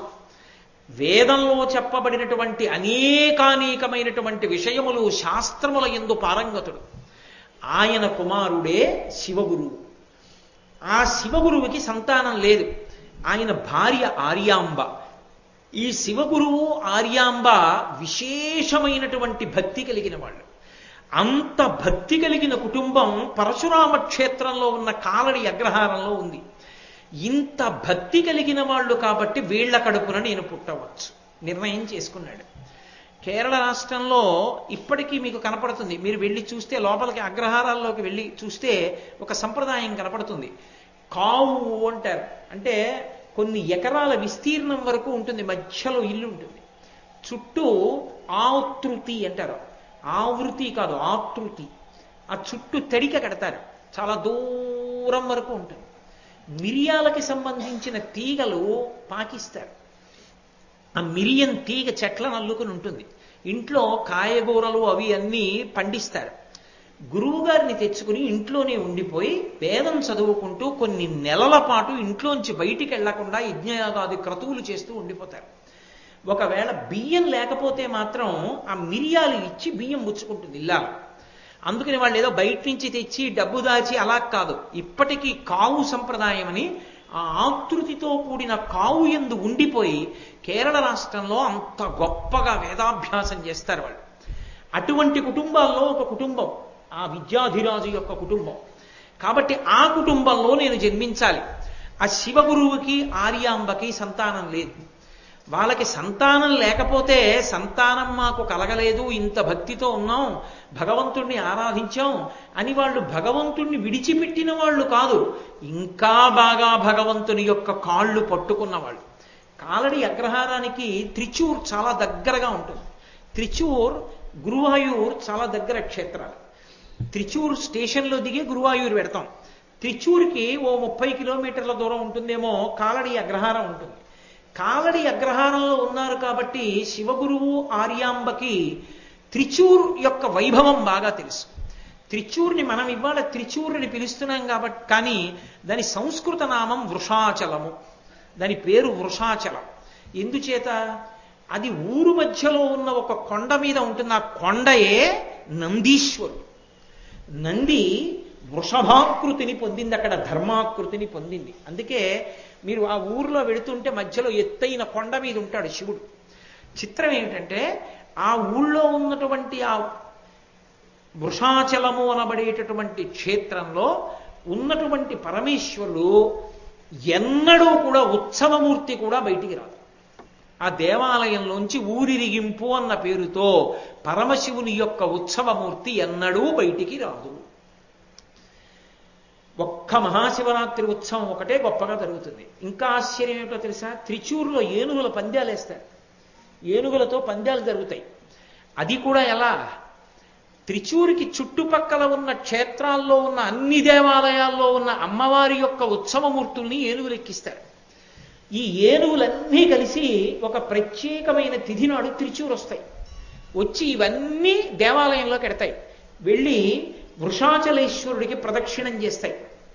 ఆ ప్రదక్షిణం చేసినప్పుడు కుటుంబ మంటపము అని ఒక మంటపం, ఆ త్రిచూరులో వృషాచలేశ్వరుడి దేవస్థానంలోనే రామనారాయణుడు అన్న పేరుతో శివకేశవ అభేదమైన మూర్తి, రామచంద్రమూర్తి, వాళ్ళిద్దరి దేవాలయాలున్నాయి. ఇప్పటికీ కేరళలో ఆ మంటపం మనం ముఖమంటపము అంటాం, వాళ్ళు దాన్ని కుటుంబ మంటపము అని పిలుస్తారు. అక్కడ నృత్యము, లేకపోతే శాస్త్ర చర్చ, భగవత్ సంబంధమైనటువంటి వేదపారాయణ అవన్నీ జరుగుతాయి. త్రిచూరులో జరిగినంతగా ఎక్కడా జరగవు, అన్ని జరుగుతుంటాయి ఆ మంటపంలో. ఈ చుట్టుపక్కల ఉన్న క్షేత్రాల్లో ఉన్న దేవతలందరినీ ఏనుగుల మీద కూర్చోపెట్టి ఈ ఏనుగులన్నీ దేవాలయంలోకి ఎడతాయి. పరమేశ్వరుడికి ప్రదక్షిణం చేస్తాయి. వృషాచలేశ్వరుడికి ప్రదక్షిణం చేసి బయటికి వచ్చేస్తాయి. బయటికి వచ్చి వాటిని ఒక వరుస క్రమంలో నించోపెడతారు. నించోపెట్టి పందెం కడతారు. అంటే ఈ ఏనుగులన్నీ పరిగెత్తాలి. అమ్మవారి మూర్తులు భ్రంశం కాకుండా పైన కూర్చున్న అర్చకుడితో కలిపి పరిగెడతాయి ఏనుగులు. ఆ పరిగెడితే ఏనుగులు పందాలు చూసి తీరాలి. ఆ త్రిచూరులో అవి కొన్ని మైళ్ళ దూరం అలా పరిగెడతాయి. ఏ ఏనుగు ముందెళ్ళిందో ఆ ఏనుగు ఆ అమ్మవారు ఆ సంవత్సరంలో చాలా విశేషం. అయ్యవారు మాత్రం బయటికి రాడు. ఇంకా విచిత్రం ఏంటంటే త్రిచూరు క్షేత్రంలో అర్చకుడు 6 నెలలు ఉండాలి. 6 నెలలు పనిచేసే అర్చకుడు ఒకసారి దేవాలయంలోకి వెళ్ళేటప్పుడు చక్రవర్తిని ఎలా తీసుకెడతారో అలా తీసుకెడతారు మంగళ వాయిద్యాలతో. ఒకసారి గుళ్ళోకి వెడితే ఇక 6 నెలలు బయటికి రాకూడదు. పూర్ణ బ్రహ్మచర్యంతో 6 నెలలు గుడిలోనే ఉంటాడు. అంత శౌచంతో ఉంటుంది క్షేత్రం. 6 నెలలు దేవాలయంలోనే. 6 నెలల తర్వాత మళ్ళీ మేళతాళాలతో ఇంటికి తీసుకెడతారు. 2వ అర్చకుడు మేళతాళాలతో గుళ్ళో పెడతాడు. మళ్ళీ ఆయన గుళ్ళోనే ఉంటాడు. అటువంటి క్షేత్రంలో పరమశివలింగానికి ఆవు నీతితో అభిషేకం చేస్తారు. ఆ ఆవు నెయ్యి నేను పట్టుకొచ్చానంటే తీసుకోరు వాళ్ళు, వాళ్లే చేస్తారు నెయ్యి. చేసినటువంటి నెయ్యికి మనం ద్రవ్యం ఇస్తే మనని ముట్టుకోనివ్వరు, బ్రాహ్మణులే తీసుకెడతారు. దాదాపు ఒక 500 సంవత్సరాల క్రితం అభిషేకం చేసినటువంటి నెయ్యి శివలింగం మీద పేరుకుపోయి ఉంటుంది గడ్డ కట్టి. చిత్రం ఏంటంటే చుట్టూ గుత్తి దీపాలు వెలుగుతూ ఉంటాయి, చాలా దగ్గరగా వెలుగుతుంటాయి గుత్తి దీపాలు. అంతరాలయంలో వేడి ఎంత వేడిగా ఉంటుందో, కానీ గడ్డ కట్టిన నెయ్యి ఇంత చుక్క కరగదు. ప్రసాదం తీసుకొచ్చి ఇస్తారు, ఆకులో పెట్టిస్తారు, గడ్డ కట్టి ఉంటుంది. మీరు అర్చకుడి చేతిలోంచి తీసుకుని ఇలా పట్టుకోగానే కరిగిపోతుంది. శివలింగం మీద ఉన్నంత కాలం కరగదు. భారతదేశంలో ఆయుర్వేదం బాగా ప్రసిద్ధి చెందిన రాష్ట్రం కేరళ రాష్ట్రం. ఆయుర్వేదంలో ఏదైనా మందు తయారు చేయాలి అంటే తప్పకుండా ఆవు నెయ్యి ఉండాలి. ఎంత ప్రాచీనమైన ఆవు నెయ్యి అయితే ఔషధి అంత బాగా పనిచేస్తుందో తయారు చేసిన ఔషధం. ఇప్పటికీ కొన్ని 100 సంవత్సరాల క్రితం నెయ్యి కావాలంటే త్రిచూరు వెళ్ళి తెచ్చుకుంటారు.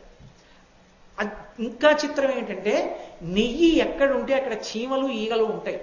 మనకిక్కడ నరసింహస్వామి క్షేత్రం ఉంది, పానకాల నరసింహుడు అని మంగళగిరి.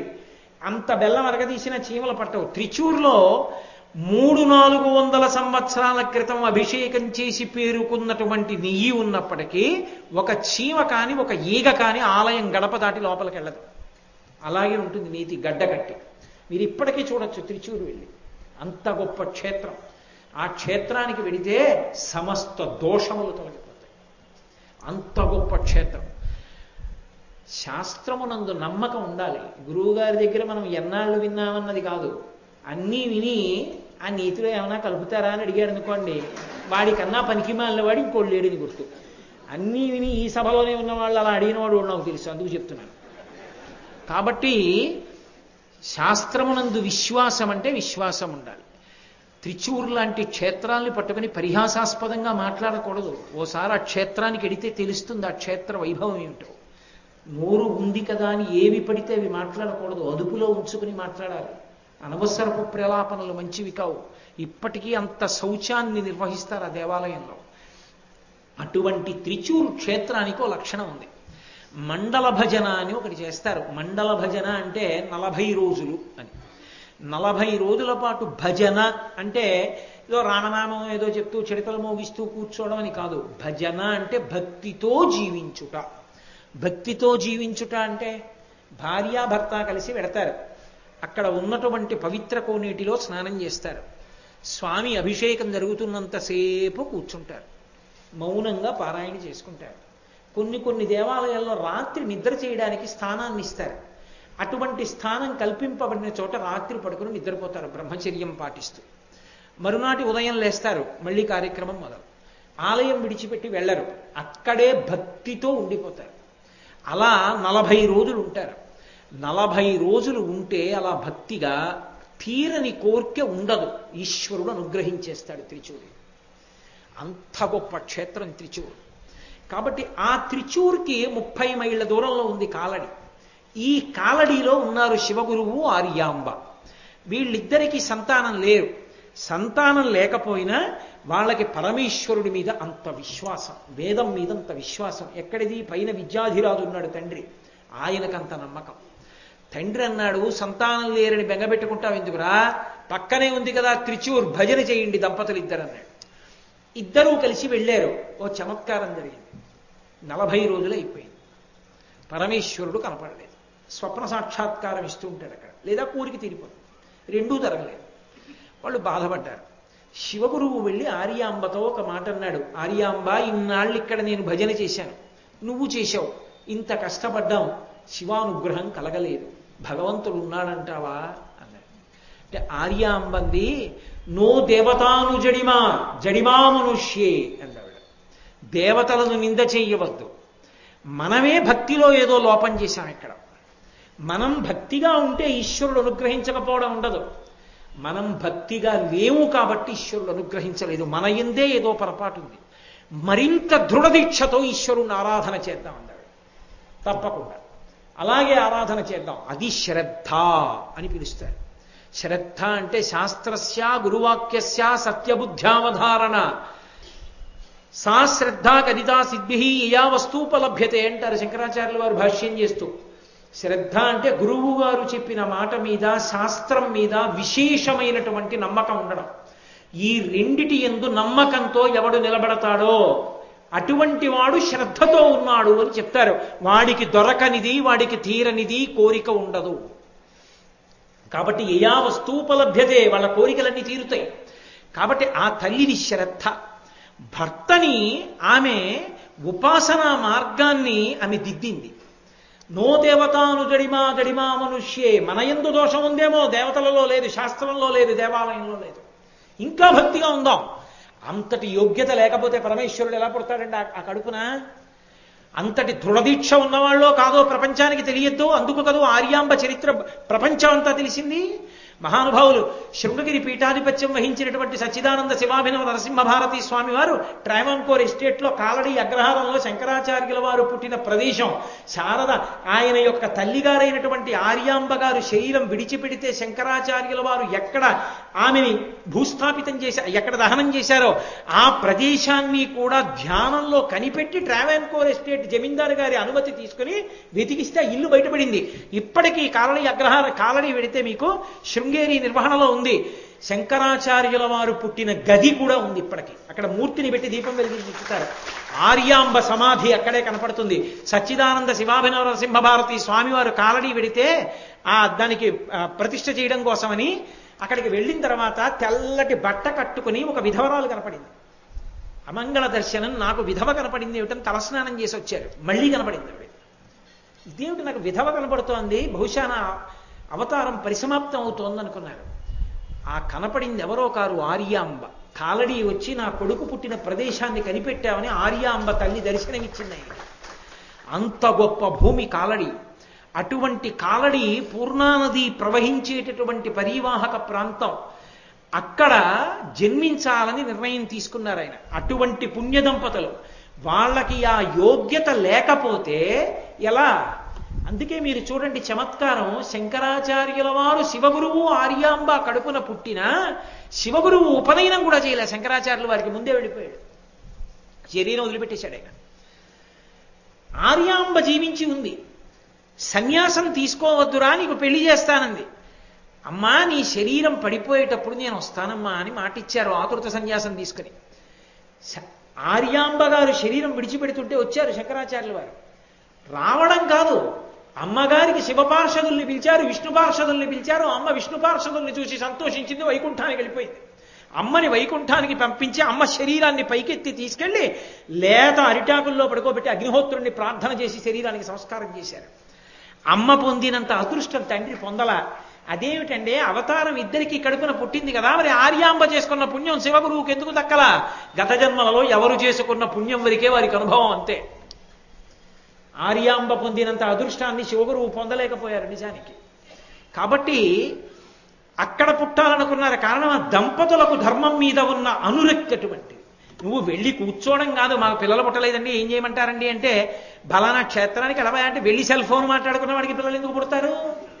వెళ్ళి భక్తితో ఉన్నవాడికి పిల్లలు పుడతారు. కానీ ఎక్కడికి వెళ్ళి ఏం చెయ్యాలో అది చెయ్యాలి, అంతేకాని అది అగ్గిపెట్టి కాదు.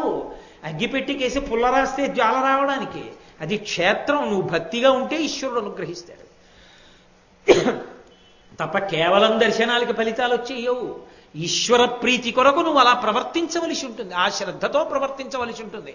అందుకే పరమ సంతోషాన్ని పొందాడు పరమేశ్వరుడు.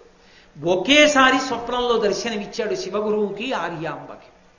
దర్శనమిచ్చి మహానుభావుడు అన్నాడు, మీ ఇద్దరూ నా గురించి ఈ త్రిచూర్ క్షేత్రానికి వచ్చి భజన చేశారు మండల కాలం, కాబట్టి నేను రావాలనుకుంటున్నాను, అవతారంగా వస్తాను. మీ కడుపున 100 దీర్ఘాయుష్మంతులైన కొడుకులు మూర్ఖులు కావాలా? సర్వజ్ఞుడైనటువంటి వాడు, సకల శాస్త్ర పారంగతుడైన వాడు నేనే అవతారంగా వస్తే నేను కావాలా? ఏం కావాలని అడిగాడు. శివగురు అన్నాడు, అయ్యా సంతానం అన్నది నాకొక్కడికే కాదుగా, నా భార్యకు కూడా. మా ఆవిడ్ని అడిగి చెప్తానన్నాడు. ఆవిడంది మా ఆయన్ని అడిగి చెప్తానని. ఇద్దరూ నిద్ర లేచి ఒకరిని కలుసుకోవడానికి ఒకరు వస్తున్నారు. ఇద్దరూ ఒకరినొకరు చూసుకుని ఏం వస్తున్నావు అంటే ఏం వస్తున్నావు అన్నారు. నాకు ఇలా కనపడ్డాడు శివుడు, ఇలా అడిగాడంటే నాకు అలాగే కనపడి అలా అడిగాడని. ఏమని అడుగుదాం అన్నారు. వెంటనే దంపతులు ఇద్దరి నోటి వెంట ఒకటే మాట వచ్చింది. బిడ్డలు లేని మనకి బిడ్డలనివ్వగలిగిన పరమేశ్వరుడికి ఎవరు బిడ్డగా ఉంటే తరిస్తామో తెలీదా? మనం చెప్పాలా పరమేశ్వరుడికి ఫలానా వాడు బిడ్డగా ఉండాలని? ఎవరు బిడ్డగా వస్తే మేము తరిస్తామో వాడిని బిడ్డగా ఇమ్మని వదిలిపెట్టేద్దాం. అది ఆ దంపతుల పుణ్యం. అది లోకానికి తెలియచేయద్దు, అందుకు స్వప్నంలో దర్శనమిచ్చాడు. వాళ్ళ దృఢదీక్షని తెలియచేయడానికి. కొన్ని ఎందుకు చేస్తారంటే లోకానికి మర్యాద నేర్పడం కోసం, ఆ దంపతుల యొక్క గొప్పతనాన్ని చూపించడం కోసం. సరే, ఆ క్షేత్రాన్ని విడిచిపెట్టారు, పరమేశ్వరుడికి నమస్కరించారు, ఇంటికి వెళ్ళారు. ఆర్యాంబ నీళ్లు పోసుకుంది. ఆమె గర్భిణి అయింది. ఎంతో సంతోషంగా ఉన్నారు. వైశాఖమాస శుక్లపక్ష పంచమి వచ్చింది. వైశాఖమాస శుక్లపక్ష పంచమి నాడు మహానుభావుడైనటువంటి పరమశివుడు శంకర భగవత్పాదులుగా ఆవిర్భవించారు. ఆయన పుట్టడమే వైశాఖమాసాన్ని ఎంచుకున్నారు. చైత్ర వైశాఖమాసములు 2 కూడా వసంత ఋతువు. ఈ 2 మాసములకు ఒక ప్రత్యేకత ఉంది. అసలు మనిషిగా ఎలా బ్రతకాలో చెప్పినటువంటి మహాపురుషులైన 2 పుట్టిన నెలలు ఈ 2. ఒకటి చైత్రమాసంలో వచ్చిన వాడు రామచంద్ర ప్రభు. వైశాఖమాస శుక్లపక్ష పంచమి నాడు వచ్చి లోకం ఎలా తరించాలో నేర్పిన వారు శంకర భగవత్పాదులు. అటువంటి మహాపురుషులు 2 పుట్టారు. సంస్కృతంలో చైత్రమాసాన్ని మధుమాసం అంటారు, వైశాఖ మాసాన్ని మాధవ మాసం అంటారు. మాధవి అంటే మల్లెపువ్వు, వైశాఖము అంటే మల్లెతీగ. ఎందుకు అంటే విశాఖ, తీగ కొమ్మలు లేనిది తీగగా ఉన్నది లత, మాధవీలత. మాధవీలత అంటే మల్లెతీగ. వైశాఖ మాసంలో శంకరాచార్యులు వారు పుట్టారంటే వైశాఖానికి మారు పేరే మాధవీలత. కాబట్టి మల్లె పువ్వు దేనికి ప్రసిద్ధి? మల్లె పువ్వు సంధ్యారంభ విజృంభితం, శంకరులే చేశారు స్తోత్రం శివానంద లహరి. అన్ని పువ్వులు పొద్దున్న విచ్చుకుంటే సాయంకాలానికి విచ్చుకుంటుంది మల్లె పువ్వు. ప్రదోష వేళలో అర్చన ఉన్న వాళ్ళు ఇద్దరే, నరసింహస్వామి పరమశివుడు. మల్లె పువ్వు అంత తెల్లగా ఏ పువ్వు ఉండదు, మల్లె పువ్వు అంత సువాసనలు గుబాళించే పువ్వు ఇంకొకటి లేదు. అందుకే పుష్పజాతి యందు రాణి అని పిలుస్తారు ఆ మల్లె పువ్వుని. అటువంటి మల్లె పువ్వునందు మకరందం ఎక్కువ, తేనె ఎక్కువగా ఉంటుంది. అందుకే తుమ్మెదలు తిరుగుతుంటాయి ఎప్పుడు మల్లె పువ్వులు ఉన్న చోట. వైశాఖ మాసాన్ని వచ్చేటప్పటికి రెండు బాగా వస్తాయి, ఒకటి మల్లె పువ్వు, రెండవది మామిడి పండు. మామిడి పండు తీపికి గుర్తు, మల్లె పువ్వు సువాసనకి గుర్తు. శంకరాచార్యుల వారి యందు రెండు లక్షణాలు. మామిడి పండు ఎంత తీయగా ఉంటుందో అంత తీయగా ఉంటాయి వారి మాటలు. అందుకే కంచి కామకోటి పీఠానికి ఒక పీఠిక చదువుతారు ఇప్పటికీ. ఆ పీఠిక చదివినప్పుడు ఒక మాట చెప్తారు, సరస్వతీదేవి కొప్పులో పెట్టుకున్నటువంటి మల్లెపూల దండలో ఉన్నటువంటి ఒక మల్లె పువ్వులోని తేనె ఎలా ఉంటుందో ఆ తేనె యొక్క రుచి లాంటి మాటలు కలిగిన శంకరాచార్యుల వారిని పిలుస్తారు. మల్లె పువ్వులోని మకరందమంత తీపి, మామిడి పండులో ఉన్నంత తీయతనం. ఈ రెండు తాపోపశాంతి. వేసవికాలం బయట ఎంత తాపంగా ఉండనివ్వండి, కాస్త మల్లెపూల వాసన వచ్చిందంటే అమ్మయ్యా. మీరు మరోలా అనుకోకపోతే కాస్త సిగలో మల్లెపూలు పెట్టుకున్న వాళ్ళ వెనక్కి వెళ్ళి కూర్చుంటూ ఉంటారు కూడా. ఏ తప్పుడు భావనతో కాదు, మా తల్లి కామాక్షి కూర్చుంది ఎదురుగుండా, నా తల్లి కొప్పులోని పువ్వుల వాసన వస్తోంది, వేసవికాలం కదా దిక్కుమాల చెమటకంపు రాకుండా ఉంటుందని. ఉపశాంతి. ఉపశాంతి అంటే మనస్సుకి శాంతినిస్తుంది. శాంతి లేక అలమటిస్తున్నటువంటి దేశానికి శాంతినిచ్చే శంకరాచార్యుల వారి వాక్యములు, వారి ప్రబోధములు. అందుకే మల్లె పువ్వు మామిడి పండు ఏ ఋతువు యందు బాగా ఉంటాయో ఆ ఋతువులో శంకరాచార్యుల వారు వచ్చారు. వారు వస్తూ వైశాఖ శుక్ల పంచమి నాడు అవతార స్వీకారం, ఆ రోజున పుట్టారు. ఇంకో రోజున పుట్టకూడదా? పుట్టకూడదు. ఎందుకు పుట్టకూడదో తెలుసా? కతిపయ ఆచారం అని పాటిస్తుంది కేరళలో. చాలా బ్రాహ్మణ కుటుంబాలు పాటిస్తాయి, ఇప్పటికీ ప్రత్యేకించి నంబూతిరి కుటుంబాలు పాటిస్తూ ఉంటాయి. ఆ ఆచారం పాటించడంలో అలవాటు ఉన్నటువంటి కుటుంబంలో పుట్టారు, విద్యాధిరాజు శివగురువుల యొక్క కుటుంబంలో. కతిపయ ఆచారము అంటే వాళ్ళు పుట్టినటువంటి పక్షాన్ని, తిథిని, మాసాన్ని ఆధారం చేసుకుని పేరు పెడతారు తప్ప కేవలంగా పేరు పెట్టరు. శంకరాచార్యుల వారు పుట్టింది ఎప్పుడు? వైశాఖ మాసంలో శుక్లపక్షంలో పంచమి తిథి నాడు పుట్టారు. వైశాఖ మాసం మాసములలో రెండవ మాసం, చైత్రము వైశాఖము. కాబట్టి వైశాఖ మాసం 2 వేయండి, గీత పెట్టండి అలా. పక్షాలలో శుక్లపక్షం కృష్ణపక్షం 2 పక్షాలు. మొదటి పక్షం శుక్లపక్షం కాబట్టి శుక్లపక్షంలో పుట్టారు, 2 పక్కన 1 వేయండి, మళ్ళీ గీత పెట్టండి. పంచమి తిథి నాడు పుట్టారు కాబట్టి 5 వేయండి, గీత పెట్టండి, గీత పెట్టి 5 వేయండి. ఇప్పుడు 2, 1, 5. దీన్ని కతిపయ ఆచారము అంటే దీన్ని అక్షరాల్లోకి మార్చుకుంటారు, అప్పుడు పేరు వచ్చేస్తుంది. ఇప్పుడు శంకరాచార్యుల వారు పుట్టినటువంటి మాసము, తిథి, వీటిని తిప్పండి. వైశాఖ మాసం శుక్లపక్షం పంచమి తిథి, వైశాఖ మాసం 2, శుక్లపక్షం 1, తిథి పంచమి 5, 2, 1, 5. అక్షరాల్లోకి మార్చేటప్పుడు తిప్పి మార్చాలి, ఇట్నుంచి ఇటు తిప్పండి. 5, 1, 2. ఇప్పుడు 5, 1, 2 సంస్కృతంలో పట్టిక ఉంటుంది, ఏ అక్షరం ఏ అంకికి సరిపోతుందో. అందుకని తిప్పి ఆ పట్టికలో చూశారనుకోండి, చూస్తే 5, 1, 2 చూస్తే 5 ష, 1 కా, 2 రా, మధ్యలో పూర్ణానుస్వరం శంకర, పక్కన 0 వచ్చేస్తుంది. శకర అంటే పుట్టినవాడు శంకర పేరు గర్హుడు. పుట్టినవాడు శంకరుడు పుట్టాడు, సాక్షాత్ శంకరుడు. శంకర అంటే శం కరోతి ఇది శంకర, లోకానికంతటికి శుభము, మేలు, మంగళము, శోభనము, కళ్యాణము చెయ్యగలిగినటువంటి వాడు పుట్టాడు. జగద్రక్షకుడు పుట్టాడు, కనిపెట్టాడు శివగురు, కనిపెట్టాడు విద్యాధిరాజు. అందుకే ఆచారం ఉన్న కుటుంబంలో వచ్చింది శంకరావతారం. తిప్పితే ఖచ్చితంగా శంకర వచ్చేసింది. శంకర అని పేరుంచారు, వచ్చినవాడు పరమశివుడు. ఈయన పుట్టిన తరువాత కొన్నాళ్ళకి వ్యాసాచార్యుల వారు ఆ బదరీనాథ్లో ఉన్నటువంటి గోవింద భగవత్పాదాచార్యుల వారికి చెప్పారు, పరమశివుడు అవతారంలోకి వచ్చాడు, దీక్ష తీసుకోవడానికి వస్తాడు, ఇంత దూరం నడిచి వస్తే ఆయన ఉండేదే తక్కువ కాలం, సమయం వృధా అయిపోతుంది, నువ్వే ముందుకెళ్ళిపో నర్మదా నది ఒడ్డుకన్నాడు. నర్మదా నది ఒడ్డుకొచ్చి గుహలో కూర్చున్నారు గోవింద భగవత్పాదులు. అందుకే సన్యాస దీక్షానామం తీసుకునేటప్పుడు పూర్వనామాన్ని తీసేస్తారు, పూర్వనామం తీసి కొత్త నామం ఇస్తారు తప్ప పూర్వనామం తల్లిదండ్రులు పెట్టిన నామం ఏదో ఆ పేరు ఉంచరు. మీరు చూడండి, ఆ ద్వైత సంప్రదాయానికి సంబంధించినటువంటి అత్యంత పూజనీయులైన మహాపురుషులు మధ్వాచార్యుల వారు. మధ్వాచార్యుల వారి పూర్వాశ్రమ నామం వాసుదేవ.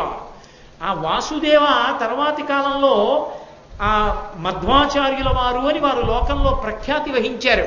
వారికి పూర్ణ ప్రజ్ఞులు అని వేరొక పేరు. అలాగే విశిష్టాద్వైతాన్ని స్థాపించినటువంటి రామానుజాచార్యుల వారి యొక్క పూర్వాశ్రమ నామం లక్ష్మణ. ఆ తరువాతి కాలంలో వారికి సన్యాసాశ్రమ నామం రామానుజాచార్య. అలాగే ఒకానొకప్పుడు గౌరాంగులు అని పేరు. ఈ చైతన్య సంప్రదాయంలో, కృష్ణ చైతన్య సంప్రదాయంలో ఉన్నటువంటి వారికి ఆయనకి చైతన్య మహాప్రభు, కృష్ణ చైతన్య మహాప్రభు అని పేరు పెట్టుకున్నారు ఆయన సన్యాసాశ్రమ స్వీకారం తర్వాత. అంతకు ముందున్నటువంటి నామం గౌరాంగులు. గౌరాంగులు అంటే తెల్లని వర్ణం ఉన్నవారు. ఆశ్రమ స్వీకారం తర్వాత పేరే మారిపోయింది. కృష్ణ చైతన్యులు, నల్లటి కృష్ణుడి యొక్క రంగు ఉన్నవారని మారిపోయింది. పేర్లు మారాయి. తల్లిదండ్రులు పెట్టిన పేరు ఒకటి, సన్యాసాశ్రమం ఇచ్చిన తరువాత గురువు గారు పెట్టిన పేరు ఒకటి. పుట్టినప్పుడు తిథి వార పక్షములను బట్టి ఉన్న పేరు, తల్లిదండ్రులు పెట్టిన పేరు, సన్యాసాశ్రమం తర్వాత గురువు గారు మార్చకుండా వదిలేసిన పేరు కూడా ఒకటే అయిన మహాపురుషులు శంకరాచార్యుల వారు ఒక్కరే. శంకరుల పేరు పుట్టినప్పుడు శంకర, గోవింద భగవత్పాదాచార్యుల వారు సన్యాసం ఇచ్చిన తరువాత కూడా శంకర, మార్చల. ఎందుకు మార్చలేదో తెలుసా? లోకశుభంకరుడు, లోకమునకంతటికీ శుభాలు చేయడానికి వచ్చినవాడు, మంగళప్రదుడు, ఈ పేరు నేనెలా మారుస్తానన్నారు, మార్చల. శంకర ఉంచేశారు. అందుకే శంకర భగవత్పాద. ఏ పాదం పట్టుకుంటే భగవంతుడు దొరుకుతాడో ఆ పాదములున్న మహాపురుషులు వారు. అందుకే వారికి శంకర భగవత్పాదాచార్య. ఆచార్య తాను అనుష్ఠించి చూపించి వేదాన్నంతటినీ కూడా ప్రచారం చేసి వేదాంతర్గతమైన అద్వైత సిద్ధాంతాన్ని స్థాపించిన మహాపురుషులు 72 అవైదిక మతాల్ని ఖండన చేసి స్థాపించారు. శంకరుల యొక్క గొప్పతనం అంతా ఎక్కడుందంటే, శంకరులు ఉన్న రోజులలో అవతారం స్వీకరించినప్పుడు 72 అవైదిక మతాలున్నాయి. అందరూ వేదంలో చెప్పినట్టు చెప్పేవారు, కానీ ఎవరూ వేదాన్ని పూర్తిగా ఒప్పుకుని మాట్లాడాల, అవైదికం. అటువంటి 72 మతాల్ని సత్యదండం చేతిలో పట్టుకుని వాదనతో ఖండించి వేదాంతర్గతమైనటువంటి అద్వైత సిద్ధాంతాన్ని స్థాపించి వేదము యొక్క ప్రమాణాన్ని నిలబెట్టిన మహాపురుషులు శంకర భగవత్పాదులొక్కరే. శంకరులు లేని నాడు మిగిలిన జయంతులు లేవు. నేను యథార్థం చెప్తున్నా. శ్రీరామ నవమి, కృష్ణాష్టమి ఇవేమీ లేవు. ఎందుకు లేవంటారేమో, వేదము యొక్క ప్రమాణమే లేదు, తిరస్కరింపబడింది ఆ రోజుల్లో. ఎవడిష్టం వచ్చిన వాదన వాడిది. అలాంటి రోజులలో శంకర భగవత్పాదుల యొక్క అవతారం స్వీకరింపబడింది కాబట్టి, వేదం మళ్ళీ బతికి బట్ట కట్టింది కాబట్టి, వేద ప్రమాణము నిలబడింది కాబట్టి శ్రీరామనవమి, నిలబడింది కాబట్టి కృష్ణ జయంతి, నిలబడింది కాబట్టి నృసింహ జయంతి, నిలబడింది కాబట్టి మహాశివరాత్రి. శంకర జయంతి లేని నాడు ఇవేవి లేవు.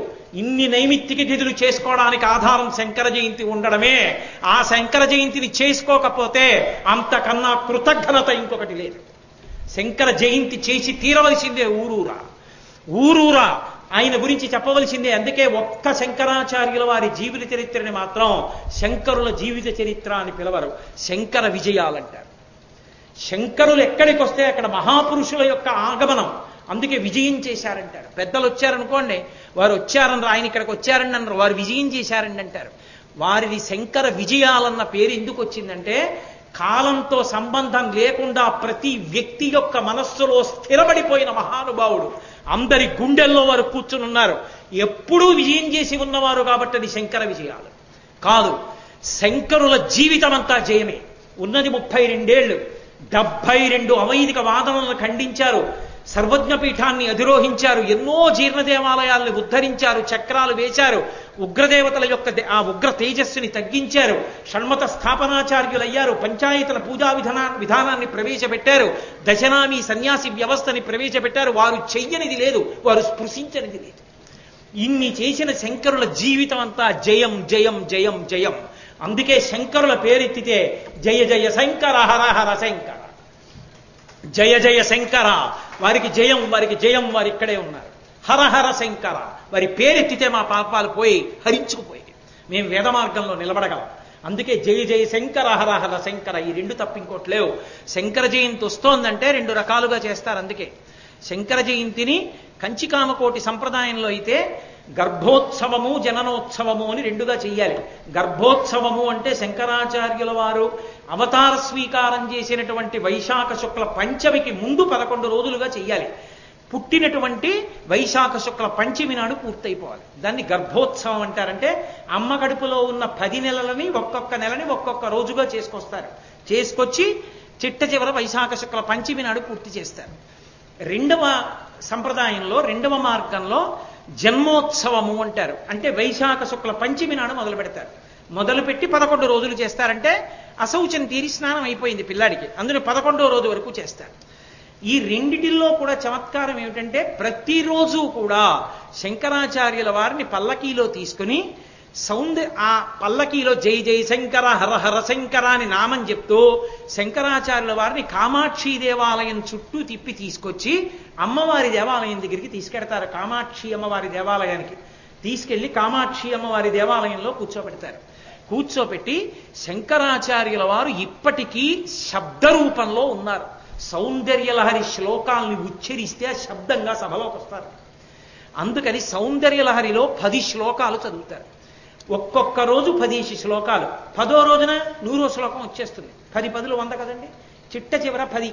కాబట్టి చిట్ట చివరి రోజున ఏం చేస్తారంటే ఆ శంకరాచార్యుల వారి మూర్తిని పట్టుకుని శుక్రవార మంటపానికి చేరుతారు.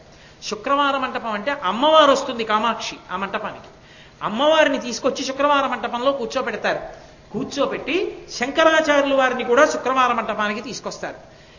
ఆఖరి రోజున 10 సౌందర్యలహరి శ్లోకాలు చెప్పేసి 100 అయిపోగానే శంకరాచార్యుల వారిని అమ్మవారి పక్కకి చేర్చి కూర్చోబెట్టి అమ్మవారి చేతులకు తగిలించి వస్త్రాన్ని శంకరాచార్యుల వారికి బహూకరింపచేస్తారు. బహూకరింపచేసి హారతిస్తారు. ఆ హారతి తీసుకుని భక్తులు వెళ్ళిపోతారు. అక్కడతో శంకర జయంతి ఉత్సవాలు పూర్తవుతాయి. శంకర జయంతికి ఎంత పెద్దగా ప్రసాదం పంచి పెడితే అంత గొప్పగా గురువుల యొక్క అనుగ్రహం లభిస్తుంది. ప్రసాదం అంత గొప్పగా పంచిపెట్టాలి శంకర జయంతికి. ఎవరో ఒకళ్ళు పంచిపెట్టడం కాదు, ఎవరి మానాన వాళ్ళు తెచ్చి పంచుకోవచ్చు. శంకర జయంతికి అరటిపళ్ళు ఉన్నాయి తెచ్చి పంచుకోవచ్చు, ఎవరింట్లోనో ఉసిరికాయలు ఉన్నాయి పంచుకోవచ్చు, ఎవరింట్లోనో ద్రాక్ష పళ్ళు ఉన్నాయి అందరికీ తీసుకొచ్చి పంచుకోవచ్చు. ఎవరు ఇంట్లో పచనం చేసిన పదార్థాలు తప్ప ఇంట్లో వండి తేకూడదు. జీడిపప్పు పంచుకోవచ్చు, పటికి బెల్లం పంచుకోవచ్చు. శంకరాచార్యుల వారి జయంతి అంటే ఎన్ని ప్రసాదంగా పంచిపెట్టగలిగితే అన్ని పంచుతారు. ఎందుకంటే జై జయ శంకర హర హర శంకర జగద్గురువులు పుట్టినటువంటి రోజు. పరమ సంతోషంతో ఇల్లిల్లు చేసుకోవాలి. మరి ఎవరో ఒకరే ప్రసాదం పెట్టాలని నియమం లేదు. ప్రతి వాళ్ళు తెచ్చి ప్రసాదం పంచిపెట్టుకోవచ్చు వైశాఖ శుక్ల పంచమి నాడు. అందుకని 2గా చేస్తారు. శృంగేరి సంప్రదాయంలో 5 రోజులు చేస్తారు. అందుకే ఇవాళ శృంగేరి మఠంలో కూడా ప్రారంభమైంది శంకర జయంతికి సంబంధించిన ఉత్సవం. ఈ సంవత్సరం మనం శృంగేరి సంప్రదాయంలో 5 రోజులుగా చేస్తున్నాం. అందుకే 22న మొదలుపెట్టాం. 26వ తారీఖున వైశాఖ శుక్ల పంచమి నాడు స్వామివారి పూజతో పూర్తవుతుంది. యథార్థమునకు హోమం చేయాలి. ఆ రోజున హోమం చేసి శంకరాచార్యుల వారికి హవిస్సు ఇవ్వాలి. ఆ హోమం కూడా చేస్తూ ఉంటారు. ఈశ్వరుడు అనుగ్రహిస్తే వచ్చే సంవత్సరం మనం హోమం కూడా చేద్దాం శంకరులకు. కాబట్టి అంత వైభవోపేతంగా శంకర జయంతి ఉత్సవాన్ని నిర్వహిస్తూ ఇంకొక మాట ఉండదు. జై జయ శంకర హర హర శంకర 108 నామాలు చెప్తారు. చెప్పి 8 నామాలు శివనామములు చెప్తారు. భవాయ దేవాయ నమః, శర్వాయ దేవాయ నమః, ఈశానాయ దేవాయ నమః. అవి 8 కలిపి 108 116 నామాలు. గురువు గారికి తెలుగుదేశం అంటే ఆంధ్ర రాష్ట్రంలో ఆచారం ఏమిటి అంటే 116 కట్నం ఇవ్వడం. వారు సన్యాసి, వారు 116 ఎందుకు పుచ్చుకుంటారు? పుచ్చుకోరు. అందుకని 108 వారి నామములు చెప్పి 8 శివనామములు కలిపి 116 నామములు చెప్తాం శంకర జయంతి నాడు. 116 నామాలతోటి శంకర జయంతి పూర్తవుతుంది. కాబట్టి అటువంటి మహానుభావుడు వైశాఖ శుక్ల పంచమి నాడు అవతార స్వీకారం చేసి కాలడి అగ్రహారంలో అవతార స్వీకారం చేశారు. శంకర భగవత్పాదుల యొక్క అద్భుతం ఏమిటో, ఆ అవతారానికి ఉన్న అద్భుతాన్ని పద్మపాదాచార్యుల వారు ఏమని వర్ణించారో, అసలు ఆ అవతారంలో ఎన్ని విశేషాలు జరిగాయో ఈ విశేషాలలో మళ్ళీ కొంత భాగాన్ని రేపు సాయంకాలం 6:30 మనం కలుసుకున్నప్పుడు మళ్ళీ ప్రసంగంలో ప్రారంభం చేస్తాను. ఇందులో అంతర్భాగంగా ప్రతిరోజు ఉదయం వేళ శంకరాచార్యుల వారికి అభిషేక కార్యక్రమం జరుగుతోంది. జగద్గురువుల యొక్క అభిషేకం చూడడానికి ఎక్కడెక్కడి నుంచో వెడతారు. మనం ఈ సంవత్సరం ప్రతిరోజు ఉదయం అభిషేకం చేసుకుంటున్నాం. చక్కగా మీలో అవకాశం ఉన్న వారందరూ ఉదయం 8 గంటలకు వచ్చి చూడొచ్చు. అలాగే మనం ఈ ఉపన్యాసం అయిపోయిన తర్వాత ఇప్పుడు తోటకాష్టకం అని ఒక తోటకాష్టకానికి ఉన్న వైభవం ఏమిటో నేను మీకు ఒకరోజు ఉపన్యాసంలో చెప్తాను. ఆ తోటకాష్టకంతో శంకరాచార్యుల వారికి నమస్కారం చెయ్యాలి. మనందరం లేచి నిలబడి, మీకు తెలుసుదని సంప్రదాయం, నేను చెప్తాను, మీరు చెప్పి శ్లోకం పూర్తయిన తర్వాత ప్రతి శ్లోకానికి చివర మకుటం ఒకటే ఉంటుంది. భవశంకర దేశిక మే శరణం. శంకరులకు దేశికులు అని పేరు. ఎందుకు దేశిక అని పిలిచారు శంకరుల్ని అన్న విశేషాన్ని మీకు ఒక రోజున చెప్తాను. కాబట్టి భవశంకర దేశిక మే శరణం అనేసి అప్పుడు భూమిని ముట్టుకోవాలి. కాబట్టి ఇప్పుడు శంకరాచార్యుల వారిని ఇక్కడ ఉన్న వేదిక మీదకి తీసుకొస్తారు. దాని వలన ఏమవుతుందంటే మనందరికీ ఒక సంతోషంగా ఉంటుంది. జగద్గురువులు ఇక్కడే ఉన్నారు, మనం నమస్కారం చేస్తున్నామన్న సంతోషం కలుగుతుంది. ఇక్కడ శంకరాచార్యుల వారిని తీసుకొచ్చిన తరువాత తోటకాష్టకం చదువుతాం. అయిపోయాక శంకరాచార్యుల వారిని పల్లకీలో పట్టుకుని ఆలయానికి ప్రదక్షిణంగా వెళ్ళి మళ్ళీ తీసుకొచ్చి అదిగో ఆ కింద కూర్చోపెడతారు. శుక్రవార మంటపంలో కామాక్షి అమ్మవారు ఏకాంబరేశ్వరుడితో కూర్చున్నట్టే కూర్చున్నారు. అక్కడికి తీసుకొచ్చి కూర్చోపెట్టిన తర్వాత 10 సౌందర్యలహరి శ్లోకాలు చదువుతారు. చదివిన తర్వాత నీరాజనం ఇస్తారు. ఆ నీరాజనం అందుకుని బయలుదేరాలి. అది శంకర జయంతి జరుపుకోవడం ముందు నుంచి సంతోషం అంటే అలా చేసుకుంటారు. చక్కగా మనం సత్సంప్రదాయంలో ఇప్పుడు అలా చేద్దాం. మీరు శంకరాచార్యుల వారిని తీసుకొచ్చి ఇక్కడ వేయించేపి చేయించండి. తీసుకొచ్చేటప్పుడు చొక్కా బనీన్ లేకుండా ఉన్నటువంటి వాళ్లే పట్టుకుని చక్కగా తీసుకొచ్చి శంకరుల్ని ఇక్కడ ఉంచండి. ఉంచిన తర్వాత మనందరం లేచి తోటకాష్టకం చేద్దాం. మీ అందరి దగ్గర తోటకాష్టకం ఉంది అని నేను అనుకుంటున్నాను. ఒకవేళ లేని వాళ్ళు ఉంటే రేపటి నుంచి తెచ్చుకోండి. ఒకవేళ ఇవాళ ఉన్నవాళ్ళు, ఒకవేళ లేని వాళ్ళు ఎవరైనా ఉంటే భవశంకర దేశికమే శరణం అన్నది అని భూమిని ముట్టుకోండి. ఒకవేళ మీ దగ్గర ఉంటే నేను శ్లోకం చెప్పిన తర్వాత మీరు చెప్పండి. జగద్గురువులు అక్కడ ఉండగా వారికన్నా ఎత్తులో కూర్చుని నేను నమస్కారం చేయకూడదు. అందుకే నేను కూడా కిందకి దిగిపోయి చెప్పి నమస్కారం చేయిస్తాను. అందరం చక్కగా నమస్కరించి శంకరులతో కలిసి జయ జయ శంకర హర హర శంకర అంటూ తిరిగి వస్తాం. కాబట్టి అందరూ లేచి నిలబడండి. మంగళాశాసన వరై పదాచార్య పురోగమై సర్వైశ్చ పూర్వైరాచార్యై సత్కృతాయాస్తు మంగళం. మంగళం కోసలేంద్రాయ మహనీయ గుణాత్మనే చక్రవర్తి తనూజాయ సర్వభౌమాయ మంగళం. ఉమాకాంతాయ కాంతాయ కామితార్థప్రదాయినే శ్రీగిరీశాయ దేవాయ మలినాథాయ మంగళం. సర్వం శ్రీ ఉమామహేశ్వర పరబ్రహ్మార్పణమస్తు. స్వస్తి.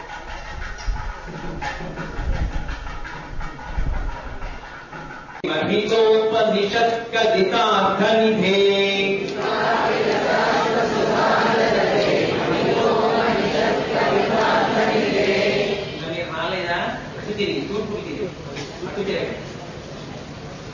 హృదయే కలయే విమలం చరణం భవశంకర దేశికమే శరణం.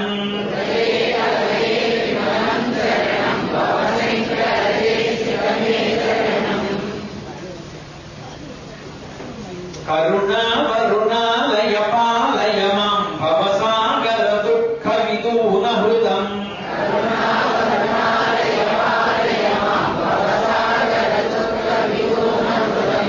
రచయాఖిల దర్శన తత్వమిదం భవశంకర దేశికమే శరణం.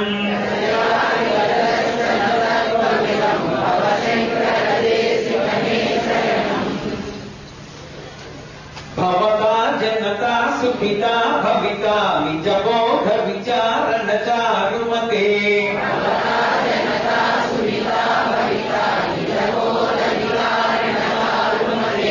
కలయేశ్వర జీవ వివేక విధం భవశంకర దేశికమే శరణం.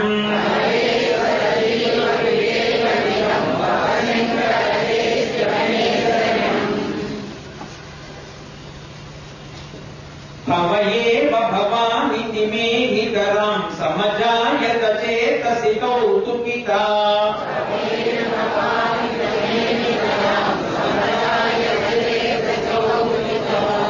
మమ వారయ మోహ మహాజలధిం భవశంకర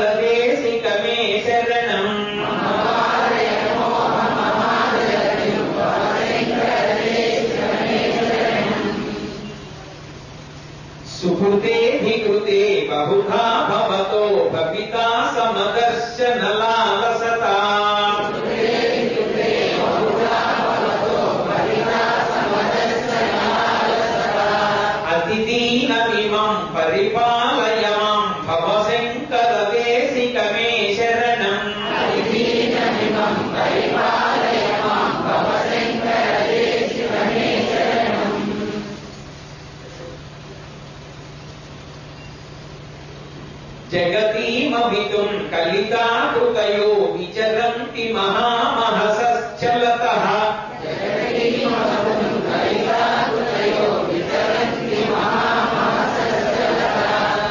अहिमांशुरिवात्र विभासि पुरो भवशङ्करदेशिकमे शरणम्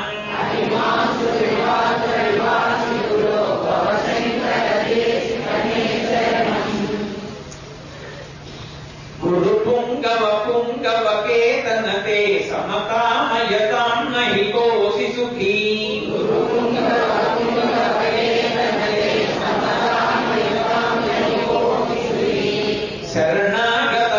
शरणागतवत्सलतत्त्वनिधे भवशङ्करदेशिकमे शरणम्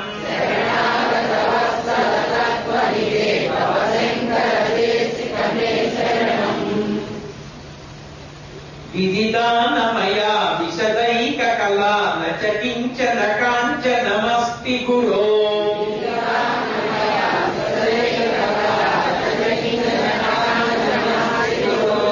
कृतमेव विधेहि कृपां सहजां भवशङ्करदेशिकमे शरणम्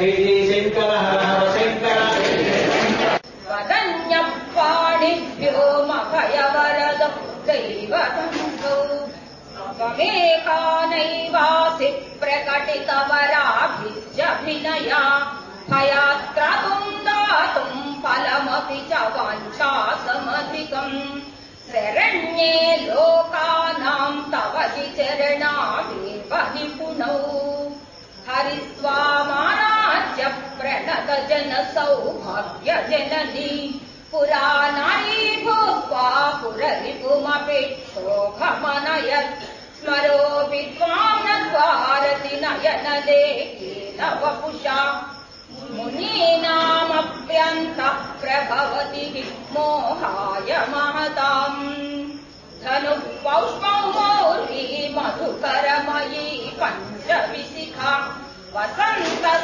सामन्तो मलय मरुदायोधनरदः तथाप्येताम् सर्वे हिमगिरिसुते कमपि कृपाम् अपाङ्गत्वे लब्धो जगदिदमनङ्गो विजयते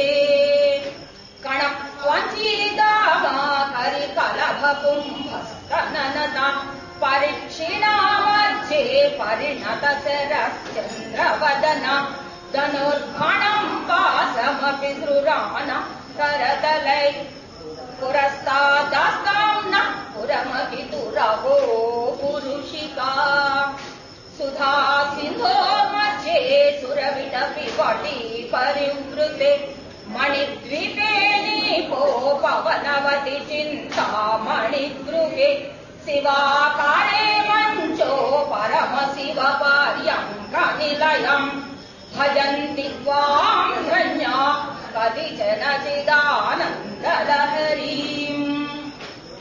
महिम् मुनाधारे मणिपूरैकनिलयम् स्मितम् स्वादिष्टानि हृदि मरुतमाकाशमुखरी